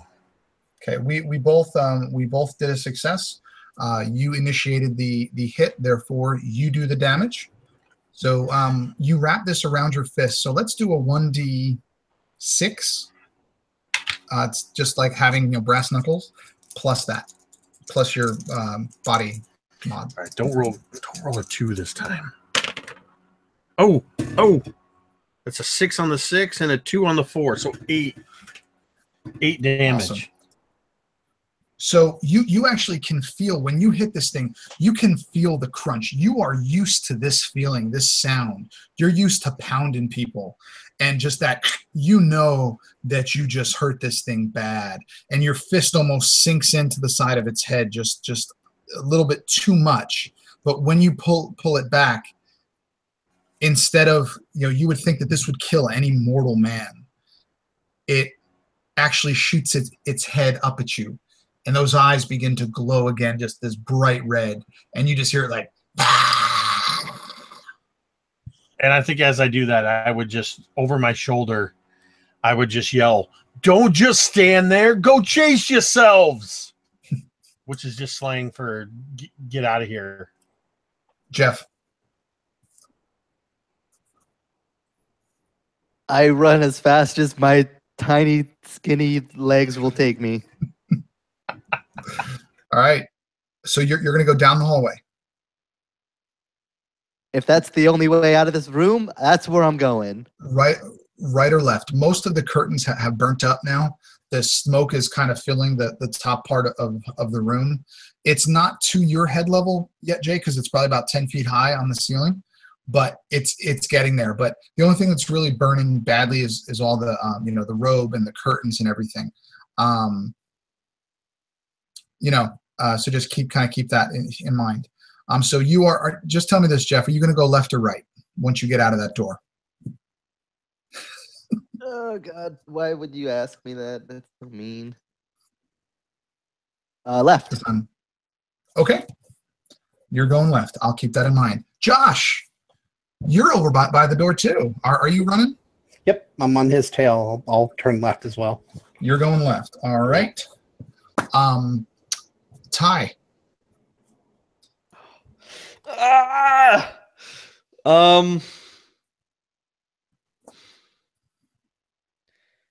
I feel like Oliver feels like he's done what he could. Like, he's not a fighter. He threw the cultist, then managed to trip up the beast and help out Kane. And just like, he looks back and he starts reaching for one of these broken chair legs. Like he's going to jump into the fray. And then as he looks up, he sees that woman, that chained woman who was there before them, dead on the opposite wall. And you said her hair was blonde, right? Yes. He immediately sees Lily in her. And he picks up the chair leg still, the splintered chair leg.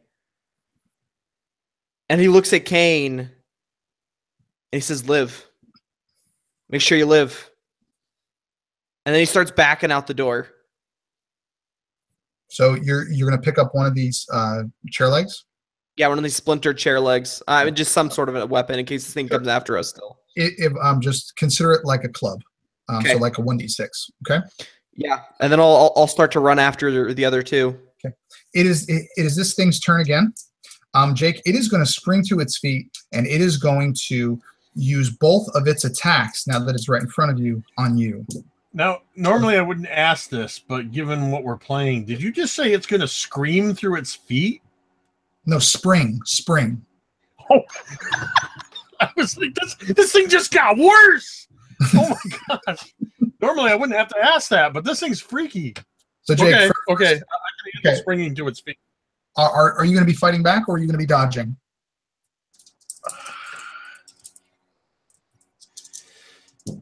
Well, I think part of a good fight is dodging. You know what? He doesn't dodge. Okay. He's a tank. He's the least dexterous fool. So, well then give me a fighting. Ooh. Oh! I lost the die. All right, there's a 5 on the 10s. Let's see, or the 1s. Let's see what the 10s is. That I'm gonna dump some luck in it. It's exactly what I needed, 75. But I'm gonna let's see. What do I need? Jake, just before you go, the first one he got an extreme success, and the second one he got a regular success. What do you mean the first and second? He actually has 2 attacks when he's after his first one. Okay. Well, I'm just gonna do what I do then. Okay. Because I don't actually, I barely have enough luck to even drop it down to a hard success. All right. So yeah, I'm just gonna take what's coming.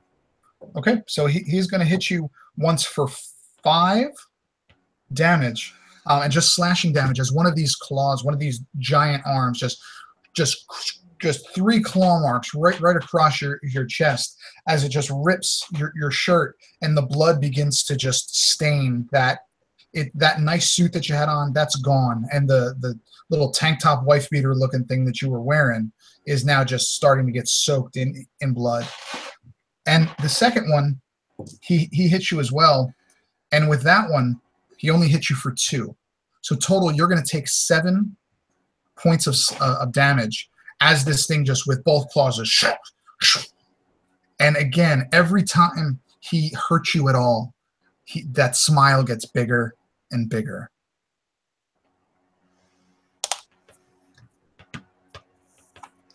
Now, what was the rules again on the amount of damage you take? If it's anything less than half of your hit points in a single attack, it is considered regular damage, and there is no adverse reactions. Even if you go down to 0, you cannot die from regular damage. If it's a major wound, which is more than half of your hit points, then if you go down to 0 hit points with a major wound, you go into the dying status.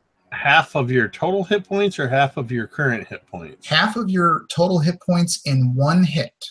So it did not happen for you. No, it's 1 more point and it would have. Yes. So you are down 7 hit points, Jake. Your turn. I still got this chain wrapped around my fist. You do. And it's the best thing I got. So this thing's up on its feet now. Yep. It's about 7.5 feet tall. Now he's only about a foot taller than me.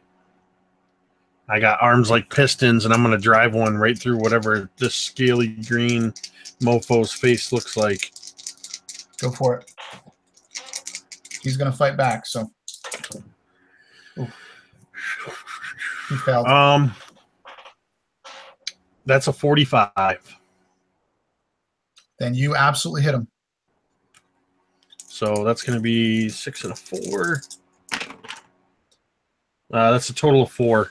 So you had hurt him pretty bad with that first time, and I imagine that this chain around your fist connects directly between his eyes, and you're just done. And as this thing hits, he kind of staggers back, and again he trips over the cultist that's laying on the ground, and he actually falls back into this orb. And as the cultist has stopped chanting, it's gotten smaller and smaller. It's just as you're watching it, it's getting smaller and smaller. And as it's just now about the size of a basketball, you see him stick his head out one more time and just scream one more time at you, just ah! And then he actually looks down at the cultist, pulls his head back in, sticks his arm through, and pulls the cultist in, but the cultist doesn't fit, so it just and part of the cultist's skin is just, it's like it was peeled away and just sits on the ground in a heap as that circle eventually closes and is now dark. What would you like to do, Jake? I'll give you that option. Because everyone else just left your ass. I'm going to turn and head for the door. And before I take off, I'm just going to kind of look back and just make sure that that thing's really gone. And then I'm going to look left and right. Can I tell which way they went? Yeah, they're not that far ahead of you. This is a long hallway. Okay, so I can see all this them. happened pretty fast. Yes, they're on your left. So grabbing at, I imagine as I'm heading for the door, I still got this chain. I maybe do a couple more loops to wrap it up, but I tear away the fragments of my suit jacket and shirt, and just kind of, I'm bleeding or bloody, and I'm taking off after the rest of these guys. Okay, so in the marching order, let you guys take a breather here. Jeff, you'd be first, right? You were the first one that ran out, and then it'd be Josh, and then Tyler, and then Jake bringing up the rear.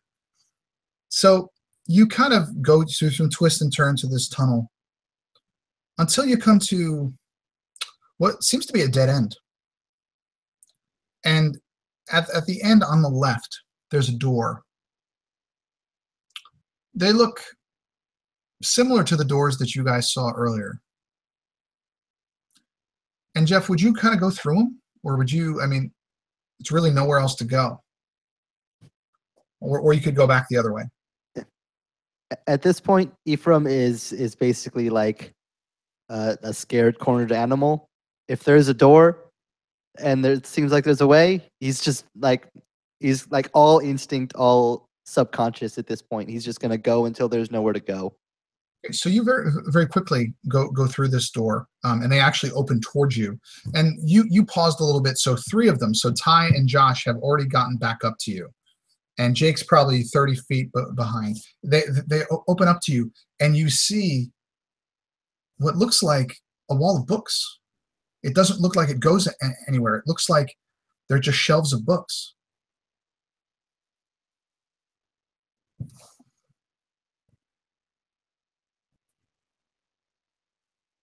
And this is what all 3 of you see, Ty, Josh, and Jeff. Jake, you don't see this yet.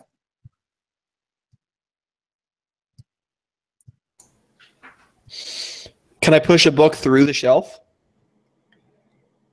You can try, absolutely. I'll just like start pushing one, and does it like go through to like empty air? No. As a matter of fact, but I don't think you push it. I think you actually pull it towards you. Sure. And it's interesting. You look, and it looks eerily familiar. You remember the name Grayson that you saw earlier when you were in the study. Hold on. Wait, okay. So is there anything, is there still just a wall behind where these books are? Like as I pull this one free, there's just a wall behind the shelf? Nope, you didn't ask. You can absolutely see through into where you were before. It looks like it's the study where you began. I start pushing on the shelf. You can absolutely push it forward. Help.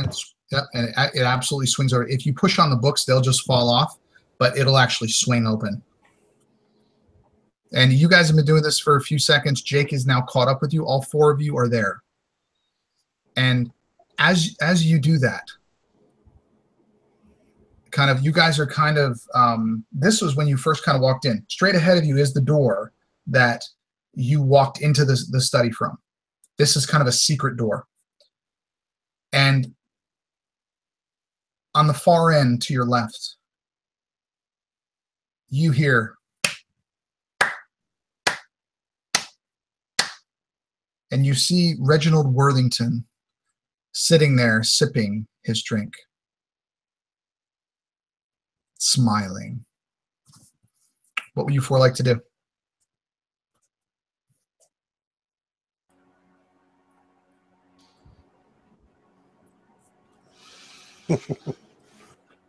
I'm going to push whoever's in front of me, shoulder them out of the way, and I'm heading right towards him with my chain wrapped fists. He sees you all, and although he seems surprised for a moment, he seems to compose himself very quickly. Oops, sorry. And again, with that smile, it's so. I guess that means we weren't successful. Perhaps next year then. Would you guys say anything to him?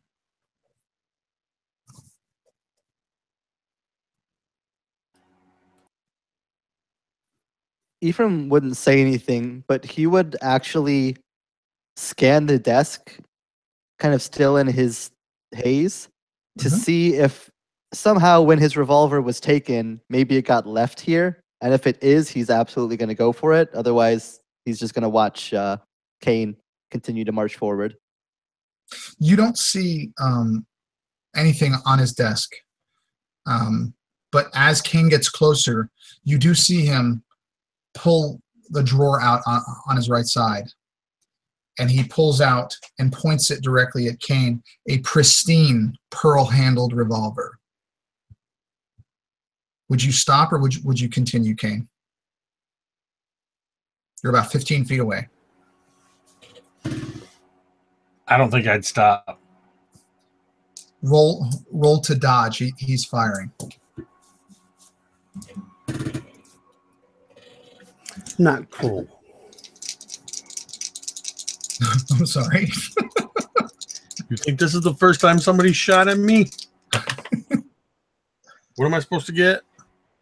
What's your dodge skill? 10.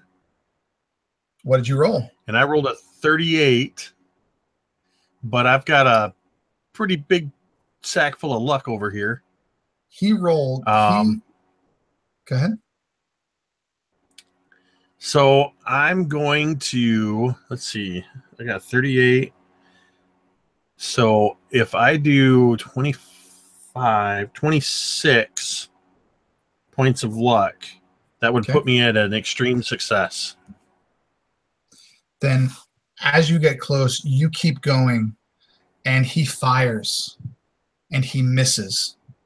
And it hits the wall right behind you, Ty, and actually knocks one of the books off.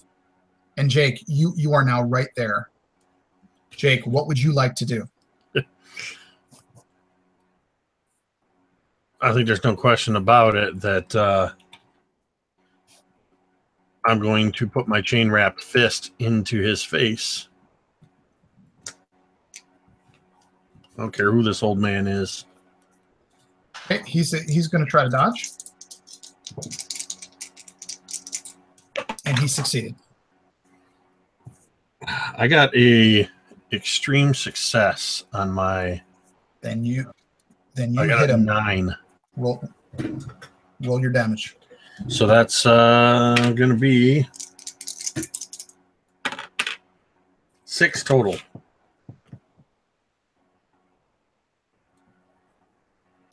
You knock him prone. You knock him flat on his back. You break his nose. His eyes go blurry. His blood starts pouring out of his nose. Ty, you're next. You're out again, dude. You got to relog. We're going to go to Josh next. You come back, Ty.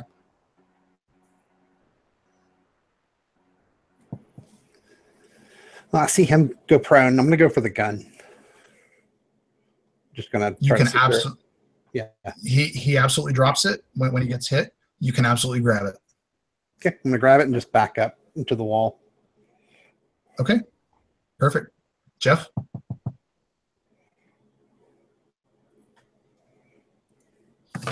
So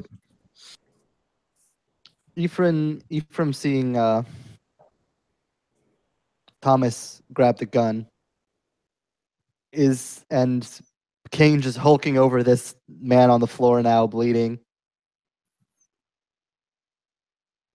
I think he's actually just going to start like almost blankly pulling drawers out of the desk. Just not even sure what he's looking for. Just like, that's under control and I'm here, I should do something, and just starts pulling. And you absolutely pull all of these drawers open. You find a few things. You find that bottle of liquor that you guys took the drinks out of. You find you find a Bowie knife, is what we consider, in a nice leather sheath. And you see a stack of letters. They're all written in the same hand that you guys got, and they all say the same thing. But you notice that the envelopes and the addresses are all different people. But the letters say exactly what they said to you.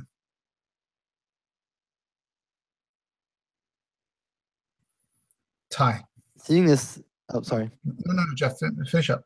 That's fine. I was just gonna say, seeing that, kind of being stunned, would just grab just a handful of everything, the letters, the knife, just whatever he could grab, and just take it.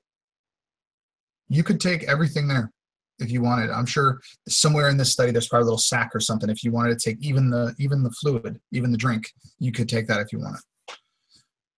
Ty, Mr. Worthington is knocked prone with a broken nose, bleeding on the floor. Jake is standing over him. Josh took the revolver and is now stepping back. Jeff is going through his shit. I think Oliver's seen enough. He doesn't need to stick around to see some old man get beaten down. He's seen an eldritch thing crawl out of a portal. He's been strapped to a wall as a sacrifice of some sort. He's been drugged, been knocked out. He's seen somebody almost get killed by getting shot at. He's done. And watching them gather around him, this old man, he just turns around and walks to the study's double doors and leaves. Okay. If he can open the doors, he leaves. One moment. You can absolutely open those doors, and you remain at the threshold for just a moment. Jake, you're standing over him with this chain wrapped around your fist. The manacle's still in your hand. You're still attached to the manacles. Oh, yeah. So it's like you're double fisting things when you're hitting them. I look around. I see Oliver at the door. I see Ephraim having just finished going through the drawers. I see Thomas just picking up the gun. And I look down, blood dripping from the wounds in my chest. This old man's blood dripping from my fists. And I just say, nobody needs to stay. I do this kind of thing in my day job. And I'll finish this. You ain't got to stay here. And Jeff, would you stay or go? So Ephraim would actually look down at his hands full of letters and the knife. Coming half to his senses, would actually just let it all just fall back onto the desk. Actually run, like just like they were running out of the tunnel they were in, would just start running out the door. Okay. And Josh, what would you do? Looking for the tome. Do I see the broken tome? No, that was left in the. Yes, it was. Okay, I'm going to leave. But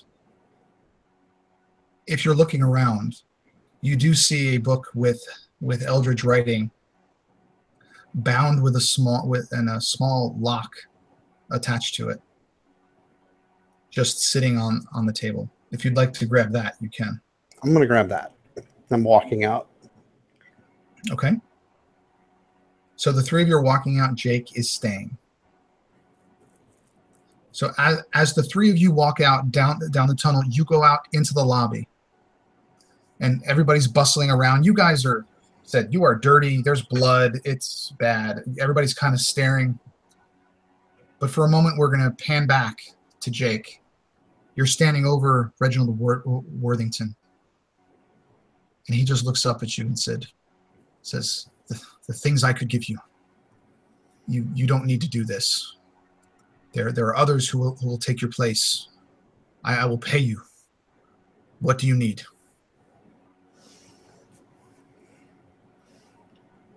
For you to stop. And I'm just going to lay into him. Give me a roll with a bonus die. And he's going to dodge with a penalty die. That is a 26, so that's a hard success. As you lay into this guy, describe what happens to his face when you crush it and kill him. I think as he starts laying into him, this kind of work, even an old man, is nothing new to him. But the emotion behind it is Kane does his job with a detached professionalism. But because of the events of a year ago and the events of this night, I imagine it takes only maybe 2 or 3 more hits before this guy's dead. But Kane doesn't stop until he's punching floor where this guy's head was. And there's a brief moment, maybe a moment of hesitation, whereas he draws his fist back right before this man dies, blood and just other things dripping from these manacled chained fists.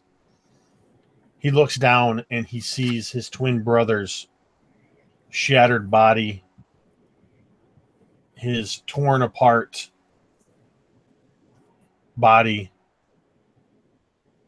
crying for help. And then he drives it home and just doesn't stop until he's hitting nothing but floor. I imagine he's broken a couple fingers at this point when he finally stops pounding this guy. And he stops breathing. He stops moving. His head is pretty much gone. You've crushed his face, his brain. Everything's splattered on the floor. You're covered in this man's blood. You have scratches along your chest. You are bleeding. You are wounded. You are still shackled. And you stand up, victorious. And as you turn around, for a moment, you see your brother standing there. And he looks at you, and he nods before he fades away. And we pan back out to the lobby. And everybody's staring at you guys as you're walking out. And as you're walking, the doorman sees you, and he opens the door, and just everyone's kind of looking. And as you walk out the door, you hear that lady from the front desk, Lana. And she looks at all of you and says, I hope you enjoyed your stay. And as you walk out the door, that heat, that blast of heat hits you. And all of you realize you made it out. And that is where we end. So, all right. First Call of Cthulhu game over. I thought I was dead a couple of times there. Well, that's kind of the point. Yeah, so like 70% of that wasn't in my head. That was just improv, which is what I like anyway. That was fun. Like, very different setting. Yeah. It's Yeah. yeah. Jake, I really thank you for putting the chain in the summoning circle so he could grab it. That was gold, You know, man. How could I not? It was. I knew in all likelihood, as me the player, that that's what was going to happen. But I really felt that Kane was operating on instinct. He's not a very smart man. He's known for being the muscle. I mean, he's not stupid, but yeah, it just seemed like that's what he would do. I got you. And so I just went with it. Well, I do want to talk to you guys like I always do after games, just get some feedback and stuff like that, but we don't need to do that on air. But I do want to thank you, Josh. I've never played with you before. You did a great job. Thank you so much for being the guinea pig for me. Ty, Jeff, Jake, played with you guys a bunch of times. You guys always do awesome. Thank you for, again, risking it. Together we can all kind of learn this, but I definitely enjoyed the RP. I enjoyed how well you guys, all of you, played your characters. And I think in this system, it's very different in how you play because you can freaking die like that. And you guys had some good rolls. And it's funny, the first half of the game, you forgot about luck. and I wasn't going to remind you. But honestly, I didn't even know. I just must have missed that part of the rules. So it was just like, I don't know what luck does, but I'm sure it'll come up. Jeff, watch my videos, bro. Everything I'm telling you, everything will be explained. Them like almost every single video, but I did not watch that one. Watch luck. But no, I think it was good. I really enjoyed it. So again, guys, if anybody wants to do any outros, or do we just want to just finish the broadcast, or are we good? All right. So again, Josh, Ty, Jeff, Jake, thank you so much, guys. And hopefully everybody who watched or is going to be watching later enjoyed this. I think there's going to be a lot more to come. So thank you very, very much, guys, and have a great night.